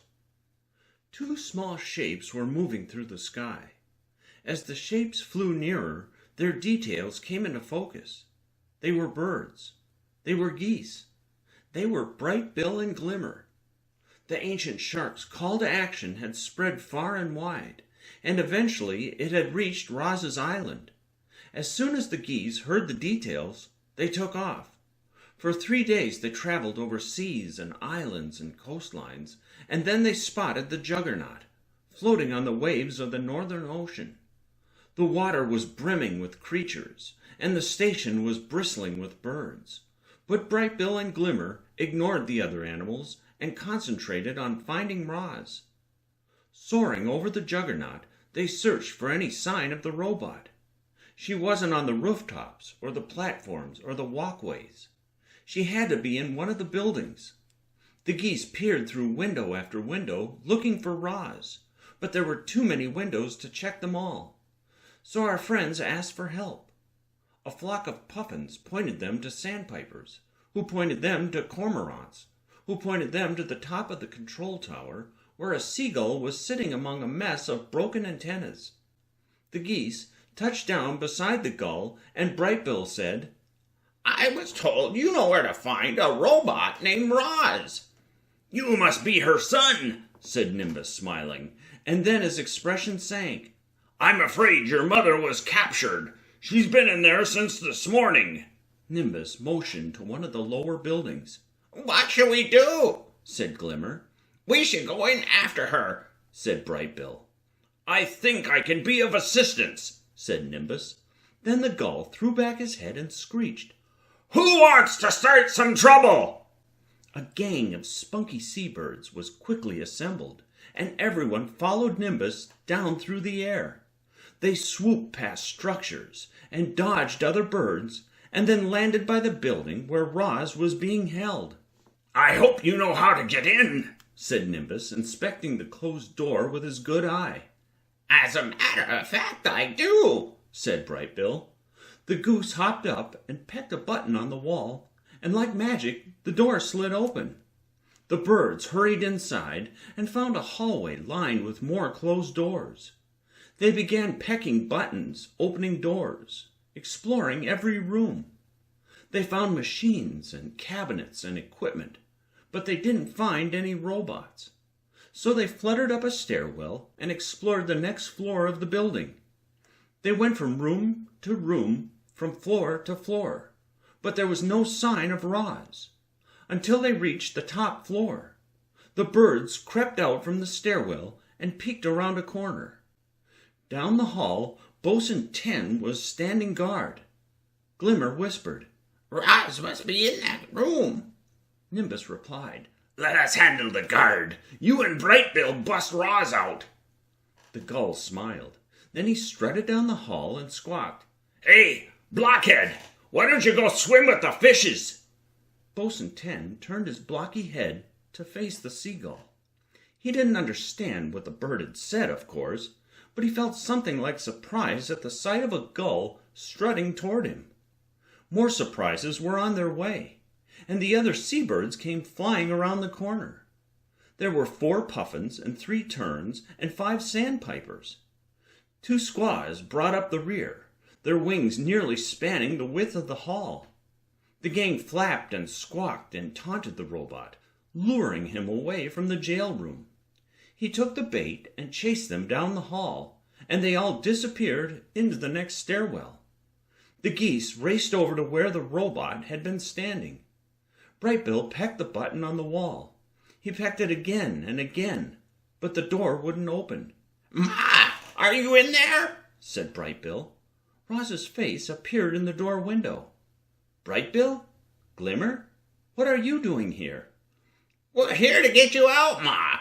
The guard is gone, but the door is locked." "Leave that to me," said Roz. Bright-Bill and Glimmer stood back. There was a loud clang, and another clang, and with the next clang, the door shot across the hall and fell to the floor. Then Roz stepped out and scooped the geese into her arms. "We were so worried about you, Ma," said Bright-Bill. "We heard what was happening and thought you could use some help," said Glimmer. "You were correct," said Roz. "The robot and the geese talked quickly and quietly. Roz explained that they were on a mining station and that the poison tide was flowing from down on the seafloor. Brightbill spoke about the island. Thanks to the supply of fresh water, most animals were surviving, but food and shelter were scarce. Several more geese had left the flock. Neighbors were lashing out at each other. The island community had splintered apart." "There is some good news," said Glimmer. "Our goslings have hatched." "That is wonderful," said Roz. "I am so happy for you both. But if you two are here, who is looking after your goslings?" "Good old Loudwing is taking care of them while we're away," said Brightbill. "They'll be perfectly safe with her." As you know, reader, robots don't feel emotions. Not the way animals do. But in that moment, even with all the trouble she was in, our robot felt something like joy to learn that she was a grandmother and that her son was a father. Chapter 63. The Chaos. The crew stared in disbelief at the chaos outside. Animals had taken over the sea and the sky. Whales were sending wave after mountainous wave crashing against the station. And, mysteriously, the water was glowing pale blue. George pulled Akiko aside and said, "I think I was wrong about Roz. With your permission, I'll go ask if she can call off the animals." Before Akiko could reply, a warning flashed across her computer. Something was wrong with the engines. The crew had no idea that the engines were under attack by a vast swarm of zooplanktons. More of those tiny creatures kept joining the fight, and now a glowing sludge was thickening and hardening around the propellers. The engines strained and struggled. There was a terrible gnashing noise, and then each of the propellers ground to a halt. Without engines to stabilize it, the station started bobbing in the waves. Everyone aboard went flying. Bosuns toppled over. Brightbill and Glimmer fluttered away as Roz stumbled against a wall. Crew members fell out of their chairs and slid across the floor, grasping at anything that was bolted down. The station settled until it was gently swaying with the movement of the ocean. Then the humans burst into a panic. "What is happening?" yelled the electrician. "I didn't sign up for this," yelled the mechanic. "How are we going to survive?" yelled the engineer. "Stop yelling," yelled the station manager. Akiko took a deep breath and said, "I've seen enough. We need to abandon the Juggernaut." "What about Roz?" said George. "We don't have time for her," said Akiko. "We have to get our crew off the station." The assistant manager snapped into action and shouted instructions to the crew. "Let's put on our cold weather gear. Then we'll calmly take the stairs down to the launch pad and we'll board the airship together." The crew members pulled on their heavy boots and thick coats and warm hats and gloves, and they headed for the stairwell. But they stopped when they glanced out the window. You see, the Juggernaut was slowly sinking, and as more waves rolled in, they started washing over the platforms and surging between buildings and pouring back into the sea. One wave slammed a bosun against a stack of steel beams. Another wave smashed through doors and flooded into rooms and hallways. In the freezing temperatures, sheets of ice quickly formed, and Bosun 5 tumbled down a slippery flight of stairs. And then a wave went rolling toward the launch pad. Bosun 2 saw it coming. He tried to secure the airship, but he wasn't fast enough. The huge wave swept over, and when it had passed, the airship and the robot were gone. Water continued pouring through the gash in the station, flooding the lower compartments. There were pops of electricity. Fires crawled up the interior, setting off a series of explosions. Smoke billowed from air vents. Flames shot out from windows.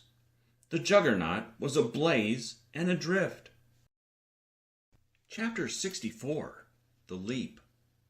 Roz and Brightbill and Glimmer were still in the hallway when they heard screeching and stomping, and then the Seabirds came flapping around the corner.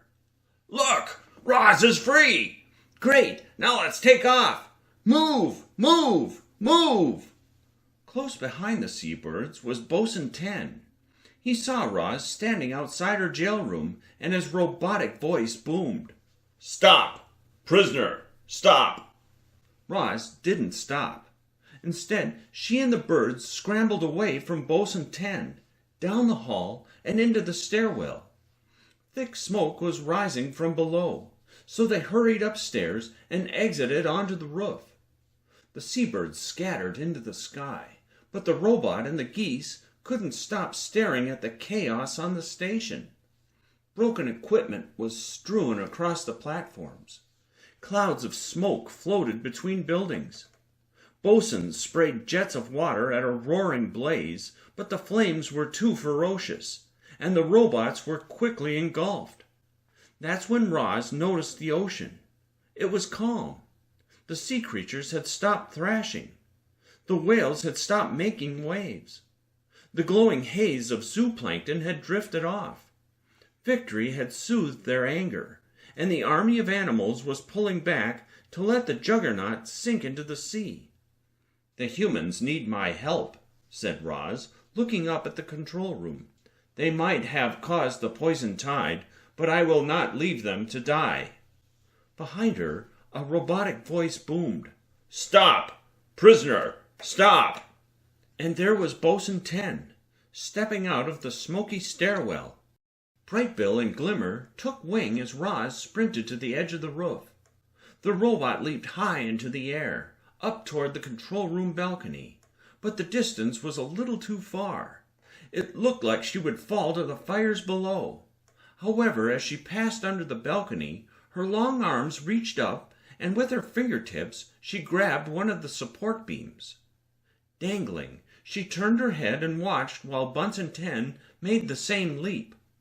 The industrial robot was bigger and stronger than Roz, but he was also heavier and slower.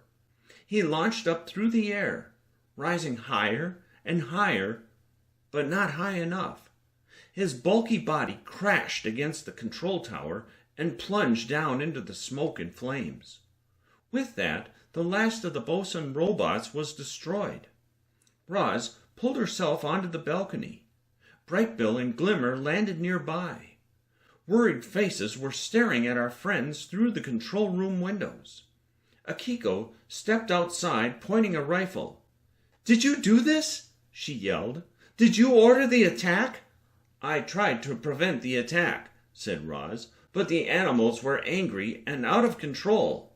If you had suffered as they have, you would understand." "Why are you here?" said Akiko. "What more do you want from us?" "I only want to get your crew to safety." Akiko grunted and lowered her weapon. "The airship is gone, and the life rafts are in flames. We're out of options." Roz made a few animal sounds to the geese, who nodded and flew away. Then the robot said to Akiko, "I can get everyone to safety, but I must carry each of you down to the main platform one at a time. Who would like to go first?" Chapter 65, The Rescue. George nervously peered down from the balcony and said, "I'm going to trust you, Roz. I hope I don't regret this." "Do not worry, George. I will be very careful." Very carefully, Roz picked up the man. She held him securely, and then she leaped off the balcony. George screamed wildly as they plummeted toward a lower rooftop, but the robot's legs absorbed the impact, and the landing was surprisingly gentle. "That wasn't so bad," said George with a smile. A moment later, he was screaming again as they leaped over flaming wreckage and dropped to a safe corner of the main platform. "I will be right back," said Roz, helping the man to his feet. Then she leaped away, vanishing into the smoke-filled sky. She came flying back down a minute later, carrying Vivian, the technology manager. Then she brought down the engineer, and then the mechanic, and then the electrician, and finally the station manager. The crew members huddled together in the cold evening air, wondering what would happen next. Their eyes kept peeking over the edge of the platform. The station was slowly sinking, and the ocean surface was getting closer all the time. There was a sudden spray of mist, and everyone turned to see a pod of whales arriving. The whales breathed noisy gusts of air through their blowholes as they lined up along the platform. "These are your life rafts," said Roz. "You expect us to ride whales?" said George. "An hour ago they wanted to kill us." "The whales did not want to kill you," explained Roz. "They wanted to stop the poison tide. Now they want to take you back to land. I have ridden on a whale myself. I promise they will keep you safe." With no other choice, the crew began climbing onto the whales. They crawled around blowholes and dorsal fins, and soon each human was sitting on the back of their very own whale. Despite what the humans had been through, they couldn't help feeling awestruck by those magnificent animals. When everyone was seated, Akiko looked up at Roz on the platform and said, "I am sorry to tell you this, but the poison tide is still flowing because the mining robot is still working, and he'll keep working until his task is complete. He's a giant machine designed to demolish deep-sea mountains. You can't stop him, Roz, and he won't take orders from you. Please, go home. We'll send an entire fleet of cleanup robots to shut down the mining site and remove the poison tide from the ocean. It'll take time, but it'll get done, and I'll make sure the poison tide never happens again. You have my word." A deep groan rumbled up from the biggest whale. It was his way of saying, "We should leave while the water is calm." So the whales pushed off and started ferrying the humans to shore. Chapter 66. The Parents. The Juggernaut was sinking. That massive floating vessel, that mighty industrial structure, was slowly being swallowed by the sea. As water flooded the station, fires were washed out and steam hissed into the air. The main platform disappeared beneath the waves, and then only the buildings and towers still stood above the surface. Soon they'd also disappear, and the entire station would be lost. On the roof of the control tower, below the twinkling stars, Roz was speaking with the geese. She explained that a fleet of cleanup robots was coming to stop the poison tide and remove it from the ocean. At least that's what the humans had promised. For now, though, the deep-sea mining robot kept working, and the poison tide kept flowing. "The humans told me to go home," said Roz, "but I cannot let the poison tide destroy more of the ocean while we wait for the cleanup robots to arrive. And so, in a moment, I will dive down to the mining site, and I will try to stop the mining robot." Brightbill anxiously flapped his wings and squawked, "Ma, you've done enough! Do you really need to take more risks? The island needs you. Your family needs you. I need you." "Brightbill, you have not needed me since you were very young," said Roz. "Back then, caring for you is what gave my life purpose. Now that you are grown, I have another purpose, to protect the island and the ocean and all of the wilderness. This reminds me of someone I met on my travels," Roz continued. "I met an octopus whose whole purpose in life is to take care of her eggs. She will spend her very last breath watching over them, and before they hatch, she will die. She will never meet her own children, and yet her love for them is already so strong that she will sacrifice herself to protect them. If necessary, I am ready to sacrifice myself to protect what I love as well." In a soft voice, Brightbill said, "I think I understand. I would do anything to protect our goslings." "So would I," said Glimmer. "It's funny. Not long ago, parenthood wasn't even on my mind. And these days, our goslings are all I can think about. As we speak, I can feel myself being pulled back to them, like gravity." "Those are your instincts telling you that it is time to go home," said Roz, "and I agree." "We'll wait for you, Ma," said Brightbill, and then we'll all go home together."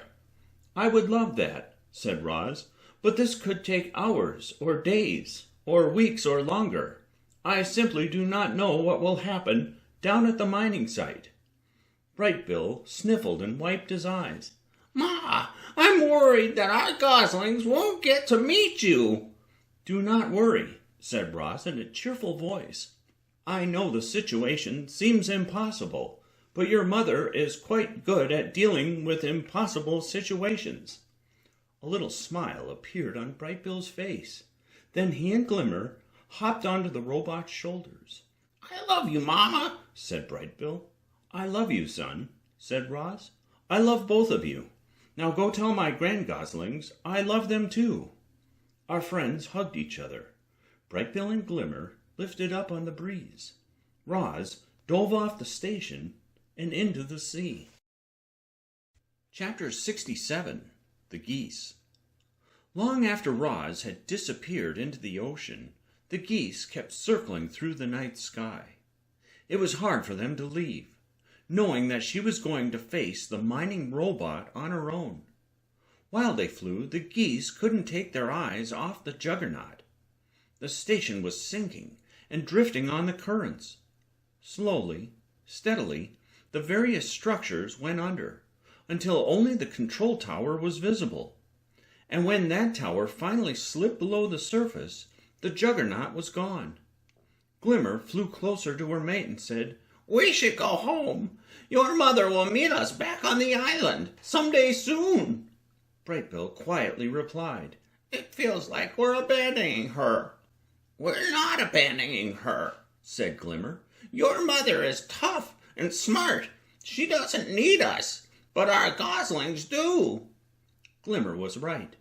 The goslings hadn't seen their parents in days. They must have been terribly worried. Brightbill circled around one last time, and he said to his mate, "Let's go home." Chapter 68. The Deep Dive. Our robot swam down, down, down into the deep, dark ocean. She brightened her headlights and noticed that debris was scattering throughout the water. Equipment and supplies had fallen from the station and were sinking to the bottom. The debris gradually drifted away, but the robot continued straight down, deeper and deeper. Roz heard a grinding noise coming from far below. The noise grew louder as she descended. Dust clouds appeared, and suddenly the poison tide was everywhere. She swam on, through the clouds, as the grinding noise grew louder still. When Roz emerged into clear water, she saw a steep mountain rising from the depths. Strong currents blew off any sand and silt, and what remained were slopes of bare, craggy rock. Grinding across the mountaintop, stirring up those clouds of dust, was the mining robot. At last, after months of searching, Roz had reached the source of the poison tide. Chapter 69. The Mining Robot. The underwater mountain was made of rock, and that rock was made of rare metallic minerals. The same minerals were needed for building robots and computers and other kinds of technology. So a mining robot had been sent down to remove the minerals from the mountain. The mining robot resembled a gigantic crab. His body was as big as a house. He had long legs and a pair of giant claws, and spotlights beaming out from his eyes. What looked like his mouth was actually a grinding tool that could crunch through the hardest rock. Etched on the mining robot's back was his name, Crusher. There was a rhythm to Crusher's movements. He surged forward and tore at the rocky ground with his grinding tool. Then he scooped the pieces into huge storage bins. Then he surged forward again. Ordinarily, the hydro robots would visit each day and haul the broken rocks up to the station. That routine had gone on for months, and the underwater mountain of minerals had slowly grown smaller. Electronic signals were sent back and forth between Crusher and the Juggernaut. It had now been several hours since he last heard from the station, but the robot wasn't concerned. In those extreme conditions, the signals would frequently cut out. He just kept working as he waited for the signal to return. All that grinding of rocky minerals created great clouds of toxic dust, which streamed away on the currents. Roz wanted to put an end to those dust clouds, but to do that she would have to stop Crusher. She was no match for his size and strength. Our robot would have to rely on her wits. Roz carefully crossed the mountaintop, crawling around boulders and leaping over wide cracks in the ground. As she approached Crusher, she searched for any buttons or wires or control panels on his body, but he was completely encased in thick armor. She felt something like fear at the idea of confronting the monstrous machine, and yet she pushed that fear from her mind and bravely marched out from the shadows. Crusher was so focused on his work that he didn't notice Roz until she was standing right in front of him. His thunderous grinding tool powered down, and the dust clouds drifted away, leaving the water quiet and clear. "Hello, Crusher. My name is Roz." Crusher's deep voice rumbled. "Were you sent here by the Juggernaut?" Roz hesitated. "Well, no, not exactly. However, I did have a conversation with—" Crusher quickly computed that Roz didn't belong there, so he swung one of his giant claws, brushing her aside, and she went tumbling over the rocks. The jolt rattled Roz's computer brain. Her headlights dimmed, and her vision flickered. But then her recovery program activated, and soon she was back to her normal self. Dust clouds bloomed around the mining robot as he resumed working, and then that little robot Roz marched back into the light. Crusher swung his claw again, and this time Roz jumped out of the way. So he blasted his sound cannon in her direction. Bwah! Bwah! Bwah! The powerful sound shook Roz's body and overwhelmed her systems. Her limbs froze, and she toppled over. But her recovery program did its job, and a moment later she swam off to a safe distance. Noise and dust filled the water as the mining robot returned to his work. With his thick armor, his giant claws, and his powerful sound cannon, Crusher truly seemed unstoppable. Roz was losing hope, but then a small shape glinted in the darkness high above. It was one of the ancient shark's fish companions. He darted down to the mountaintop and over to Roz. "I have an urgent message from 𝘚𝘪𝘵," said the fish. "You are not safe here," said Roz. "The poison tide is drifting towards us." The fish ignored her warning. "Please, listen closely," he said. "𝘚𝘪𝘵 has a plan to destroy the mining robot." "It is impossible," said Roz. "You must leave. The poison tide is coming." "Listen to me," shouted the fish. "For 𝘚𝘪𝘵's plan to work, she needs you to distract the mining robot. You must not let him move or stir up the poison tide. Do you understand?" "Yes, I understand," said Roz. "Now go. The poison tide is here." The fish darted off right before a dust cloud swept past. Roz was briefly lost in the poison tide, and when the cloud cleared away, she saw the fish disappearing back into the darkness high above. Chapter 70. The Lie. Once again, Roz marched into the light. Crusher watched her approach, but before he could fire his sound cannon, our robot called out to him. "I misspoke earlier," said Roz. "I actually was sent here by the Juggernaut." Roz was lying. She needed to distract Crusher from his work, and her plan was to confuse him with lies. Reader, I don't recommend lying. Telling a lie will almost always lead to more lies, which will lead to more lies, and pretty soon you can't keep track of them all. And then the truth comes out, and everybody knows you lied, and you feel horrible. Telling the truth makes life much simpler. However, this was one of those rare occasions when lying really was the best course of action. The station is completely fine. Roz lied, "but it is having communication problems. I was sent here to deliver your new orders. Crusher, you have been ordered to stop all mining activity and await further instructions." The lie seemed believable enough, and Roz felt something like pride in her scheme, until Crusher's voice rumbled. "What is your command code?" Roz didn't have a command code. She didn't even know how to lie about a command code. How many numbers were in such a code? Or would it be made up of letters? Our robot scrolled through her computer brain, but found no helpful information. So she stalled for time. "What is my command code?" she said. "That is an excellent question. I am very glad you asked. I definitely have one, but I am under strict orders not to tell you my command code until you tell me your command code." Crusher was losing his patience. He said, "You have 10 seconds to state your command code." "As I explained," said Roz, "if you state yours, I will state mine." "You have 5 seconds to state your command code." "I am curious," said Roz. "What will happen if I do not provide a code?" Crusher had lost his patience. He lunged at Roz and snatched at her with both claws. As you know, our robot had recently discovered that she could fight, and when Crusher attacked, she defended herself with force, swinging her fists and kicking her feet in a blur of speed and strength.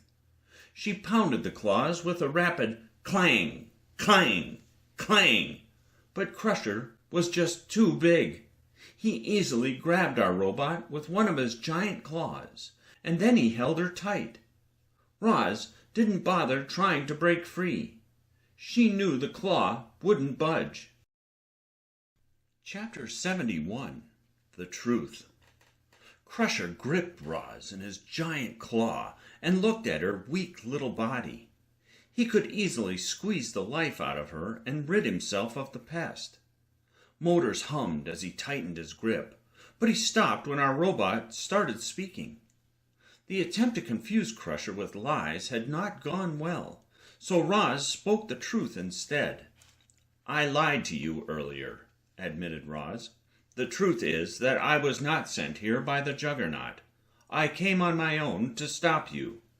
I meant you no harm. I was only trying to protect what I love. What you do not know is that the runoff from this mine is damaging a vast area of ocean wilderness, including the island where I live. It does not matter what you do to me, but I am begging you. Crusher, please stop mining. You have the power to save many lives." Crusher was designed for a single purpose: to mine deep-sea minerals. His computer brain was not equipped to handle such a strange situation. The mountaintop was quiet as he studied Roz and tried to decide what to do with her. The quiet was interrupted by sounds from above. Whistles and moans, and a clickety-clickety-click. Crusher pointed his headlights up toward the sounds, and his light beams faded into darkness. Everything was still, until, high overhead, a whale passed through the beams of light. Then another whale passed through. 3 giant squid passed through, followed by 2 sharks. More large ocean animals passed through the light, and then something else emerged. It was big, really big, and it seemed to grow bigger as it descended into the light. The mysterious massive object was shaped like a barrel topped with a platform and a jumble of structures. As you might have guessed, that mysterious massive object was the Juggernaut. The mining station had been sinking for hours. It sank slowly at first, held up by the air trapped in its compartments. Gradually, those compartments flooded with water, and the station gained speed on its way to the bottom of the ocean. This had given the ancient shark an idea. She wanted to crush the mining robot beneath the sinking station and finally put an end to the poison tide. Of course, for her plan to succeed, the shark needed help. She needed Roz to keep Crusher distracted, and she needed an army of mighty animals to guide the sinking station so it would crash down onto the mining robot. 𝘚𝘪𝘵 was asking a lot of the animals. The work was exhausting. The poison tide could start flowing. The giant squid and the sharks had no problems diving deep. However, some of the whales were running out of breath. But whenever a whale headed back to the surface, another one took its place. The ancient shark raced around, shouting out commands. "We need more animals over here! Quickly! All right! Everybody, get ready to push against the station in 3, 2, 1, push!" The animals whipped their tails and flapped their fins, pushing hard against the station while it sank. They groaned from the tremendous effort, but together they slowly muscled the massive thing into position and aimed it directly at the mining robot. When the station was on course, the ancient shark called out, "Let it go!"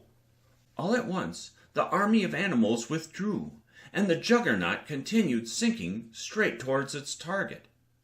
Nothing could stop the station now. The mining robot was doomed. The poison tide was doomed. But there would be no celebration, because just then a fish swam up to the ancient shark with terrible news. He announced that Roz had been captured by Crusher. In that moment, everyone realized the wild robot was doomed. They couldn't watch what happened next. So the sharks and the whales and the squid and the fish all turned and swam away. If you're slightly confused by these events, reader, you're not alone. Crusher was confused as well. None of this made any sense to him. Roz, on the other hand, had no trouble understanding.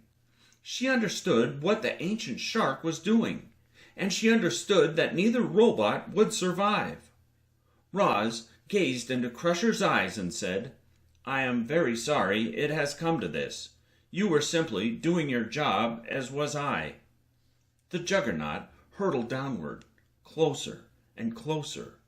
It seemed to fill the entire ocean. Crusher released Roz and raised his claws to brace for the impact, and then the station came crashing down upon them. Chapter 72, The Return. On their long flight home, Bright Bill and Glimmer soared above rolling waves, and above tall sea cliffs, and above the wide, flat tundra. They passed high above a beach and continued above the poison tide as it spread south through the ocean. After 3 days of flying, that familiar rocky shape appeared in the distance. The island looked awful. It was gray and spiked with dead trees, and surrounded by cloudy water. But as the geese flew closer, the island's greener interior came into view. They glided over the hills and down into the forest, and there, following Loudwing through the undergrowth, were their precious little goslings. Not so little, actually. The goslings were growing fast.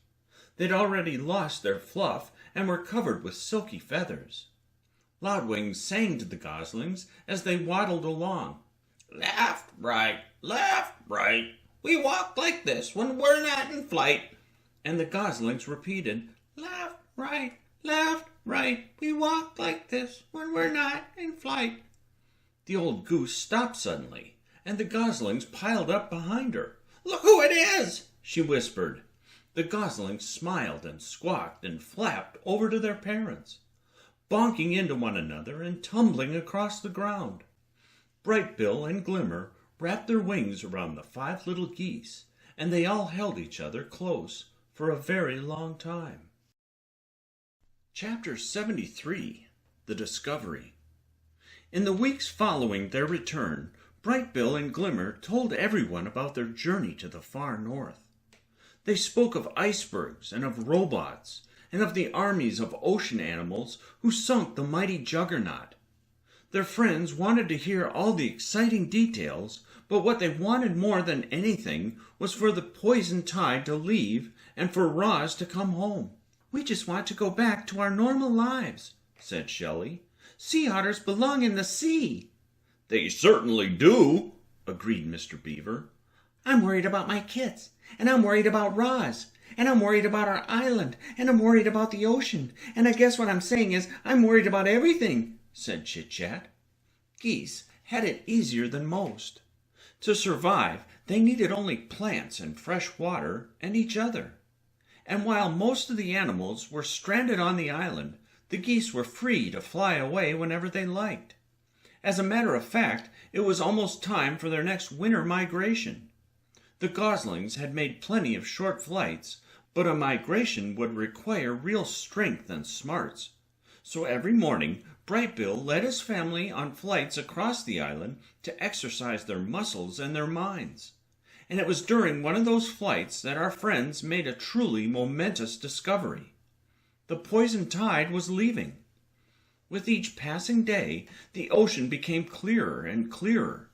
And then one morning the geese took flight to find that the flow of poison tide had completely stopped. However, as they glided above the shoreline, they saw that their problems weren't quite over. There was still a dusting of poison tide on the seabed and all along the coast.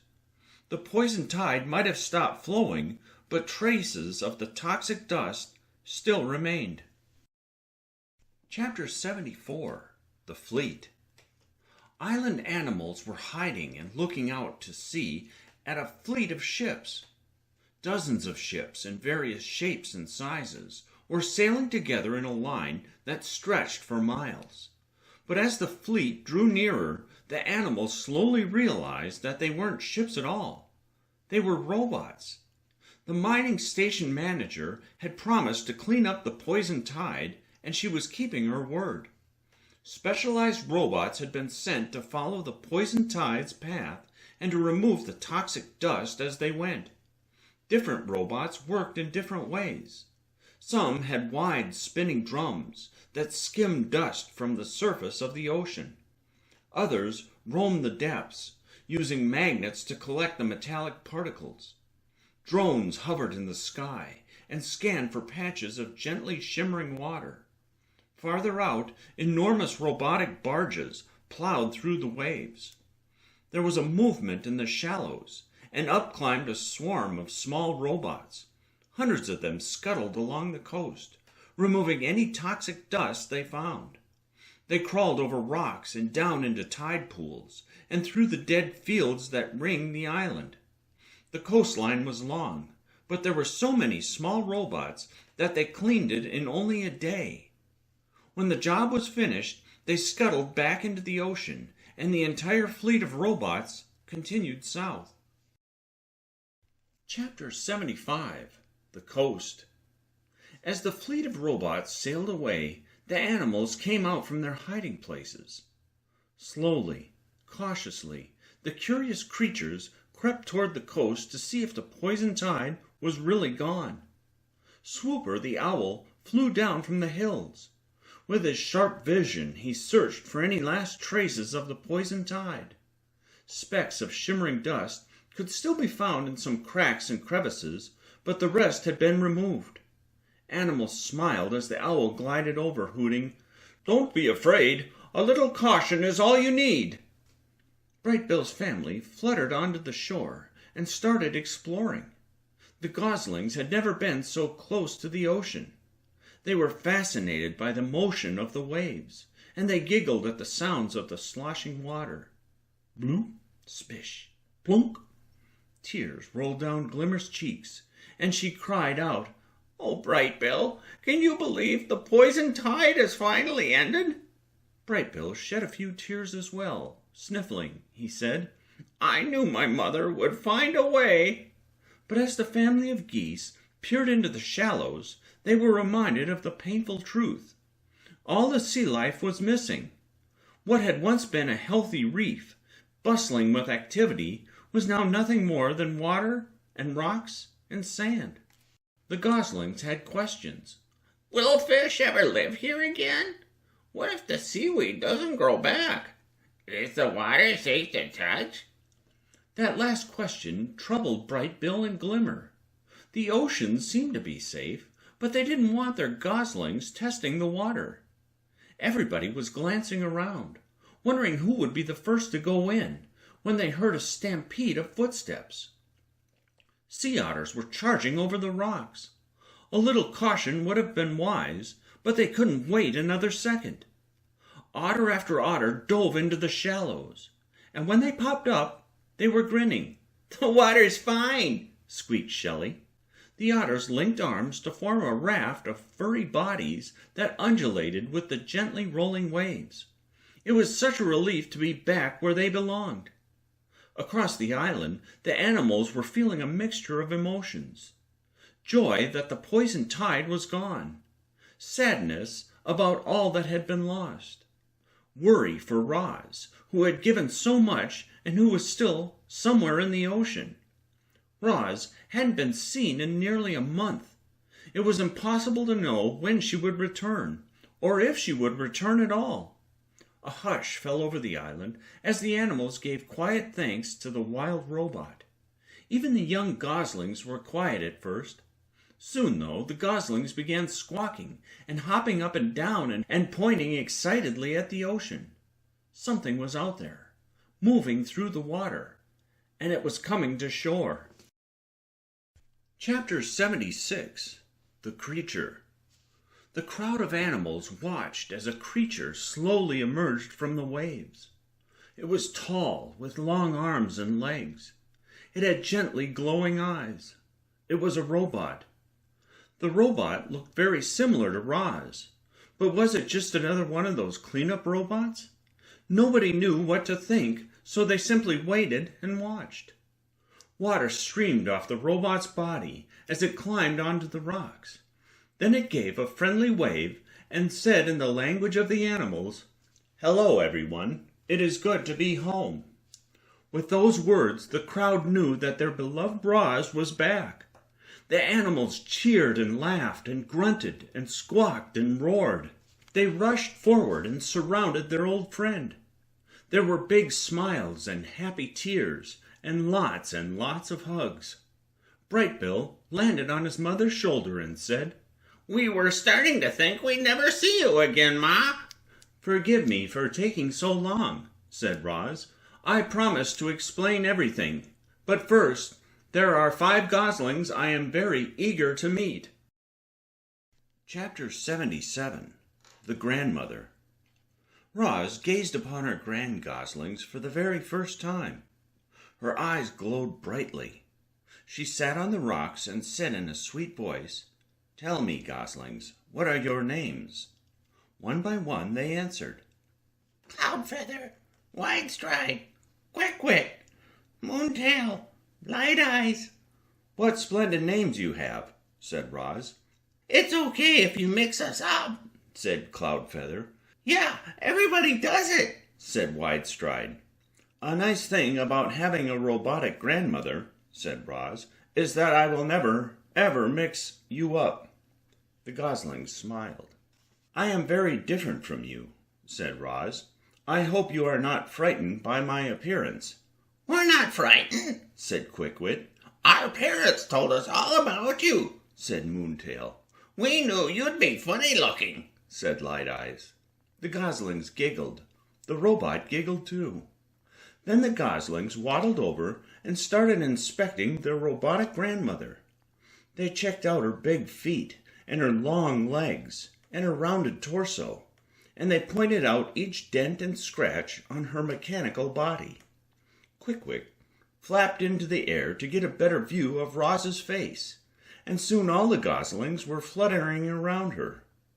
When they settled, there were 2 goslings perched on each of the robot's shoulders, and one was perched right on top of her head. Reader, I don't believe any grandmother has ever been happier than our robot was in that moment. Chapter 78. The Speech. After spending a little time with her grand-goslings, Roz was ready to address the crowd. She stood on a ledge and faced the animals. Nearby a wave crashed, spraying mist high into the air, and a rainbow briefly appeared above the gathering. Roz waited for the rainbow to fade, and then she started to speak. The robot's voice boomed across the shore as she described her northern adventure. She wowed her audience with tales of amazing creatures and places. She recalled each detail that you already know about, reader, but she eventually got to details you do not yet know about, and this is what she said. There I was, on a deep underwater mountain, gripped in Crusher's claw, and then we saw the Juggernaut. The mining station was sinking towards us, and it was guided by an army of giant creatures. The ancient shark had found a way to destroy the mining robot, and by the time she realized I was in his grip, it was too late. I do not blame her for risking my life. She was doing what needed to be done. The station sank faster and closer, and at the very last instant, Crusher let me go. I started swimming away, but I did not make it far before the Juggernaut crashed against the mountain. I heard a terrible blast of noise. Metal groaned and screeched as the whole massive station broke apart. Hulking pieces of wreckage were falling all around.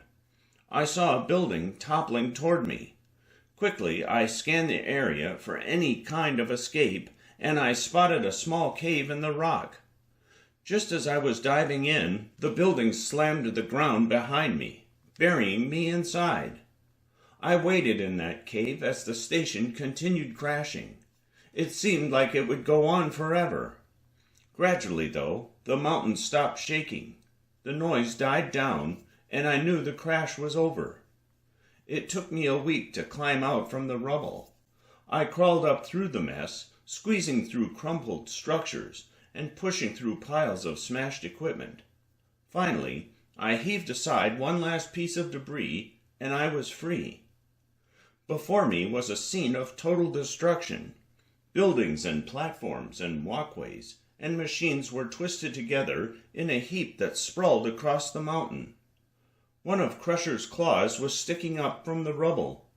The rest of his body had been flattened. The ancient shark's plan had worked, and the poison tide had come to an end at last. I never saw the ancient shark again, although I did search for her. As I stood there, I let out bursts of clicks and listened for an echo shaped like a shark. What I heard instead was the faint sound of motors, and soon lights were shining down.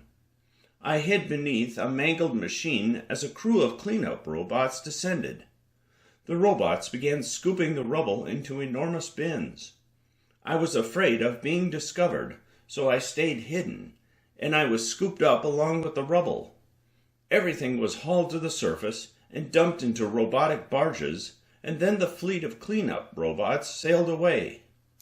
Only days earlier, those waters had been filled with the poison tide. It had rushed between islands and slowed in the open ocean. It had spread through the calm seas until the next current whisked it in a new direction. Flowing swiftly here and drifting gently there, the poison tide meandered farther and farther to the south. The fleet of cleanup robots traveled that same path, removing the toxic dust as they went. Progress was slow, but what they left behind was a clean ocean, ready for life to return. For days and days I stayed hidden in the back of that barge. Then yesterday I carefully peered ahead and saw our island in the distance. I was almost home. I waited until none of the robots were looking, and then I dove into the waves. Once the fleet had passed our island, I swam to shore where I found all of you. The humans promised to clean the ocean, and they are following through. They also promised this would never happen again, and I believe them.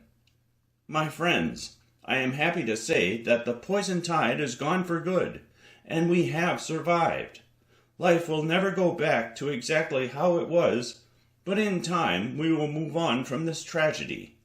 Old friends will come home. Fields and forests will regrow. The ocean will thrive again. Our island is already beginning to heal, and so are we.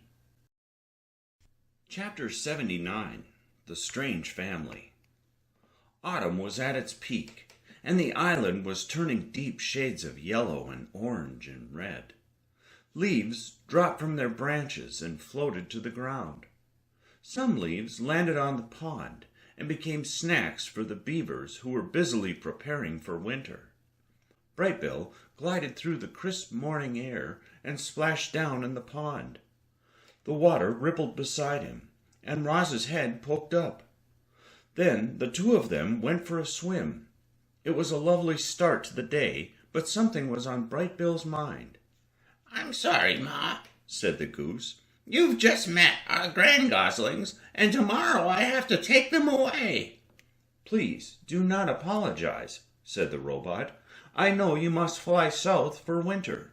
I will miss you all very much, but I am excited for the goslings to go on their first migration."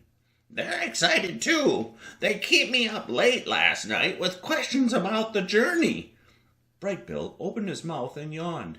"It's a good thing I've got Glimmer. I don't know how you raised me by yourself." "I was not by myself," said Roz. "The geese offered parenting advice. The beavers showed me how to build a home. The deer gave me gardening lessons. Each of our friends helped us in their own way."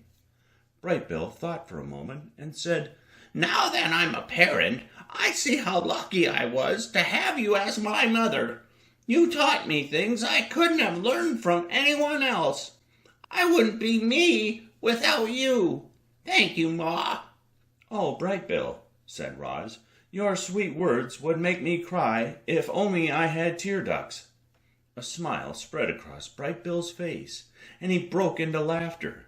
And then came giggles as the goslings flew over with Glimmer close behind. Roz spent that day with her family, exploring the island and answering questions from the curious goslings. When they passed under an old oak tree, Roz explained that old trees could support a broad swath of forest. "Underground, their roots entwine with the roots of their neighbors," she said. "Through that connection, they share water and nutrients, and even information. The forest is a diverse community of living things which is linked together by old trees, like this oak." "Grandma, you have a lot in common with the oak tree," said Quick-Wit. "Yeah, you're always helping others and bringing everyone together," said Moontail. "Maybe this tree is a grandma too," said Widestride. Roz patted the tree trunk and said, "Grandmother trees, I like the sound of that." Then the robot began climbing the tree. Leaves gently shook as she climbed higher and higher. She found a sturdy branch and sat with her legs dangling. There was a flurry of wing beats, and the geese fluttered up to join her. Before long, Roz and Brightbill and Glimmer and the goslings were all perched near each other in that old oak tree. "We're a strange family," said Light Eyes. "Yeah, but I like it that way," said Cloudfeather. The whole strange family nodded in agreement. Chapter 80. The Future. Our story ends at dawn. The eastern sky was growing brighter, and the last few stars were fading fast. Around the island, animals were heading for the great meadow. After months without a dawn truce, they had resumed their old tradition. Bears and frogs and owls and beavers and turtles and hares and moose and groundhogs and squirrels and woodpeckers and otters and foxes and mice and badgers and snakes and deer and weasels and vultures and many other creatures were going to meet up with their friends. But on this particular day, they were mostly going to say goodbye. You see, the geese were about to leave on their winter migration. The meadow buzzed with excitement as families of geese crowded together. While the adults discussed the travel plan, the youngsters discussed how to properly fly as a group. By sunrise, the flock was ready, but their leader had one last thing to do. Brightbill gathered Glimmer and the goslings, and they all waddled over to Roz. The family members hugged each other tight and wished each other well. Then the geese waddled back to the flock. It was time to fly. Brightbill took a deep breath and honked loudly, and suddenly all the geese were flapping. A cloud of feathers floated down as the flock rose into the sky. At first, they flew in a disorganized jumble, but each goose slowly drifted into place until the flock was flying in perfect V formation, with Brightbill at the point. On the ground, everyone watched and waved as the flock turned to the south. And then Roz started walking, and then trotting, and then running. Following the flock, she raced across the meadow and into the forest. She ducked under branches and hopped over shrubs, catching glimpses of the flock through the treetops. She burst out from the forest and ran as far as she could go, to the very edge of the island, where a small cliff dropped down to the rocky coast. Our robot stood there as the flock grew smaller and smaller and vanished into the distance. In the weeks to come, the geese would fly above oceans and mountains and farms and cities. There was a big, beautiful, complicated world beyond the horizon. When the time was right, when the island had recovered, the wild robot would venture out again. The end.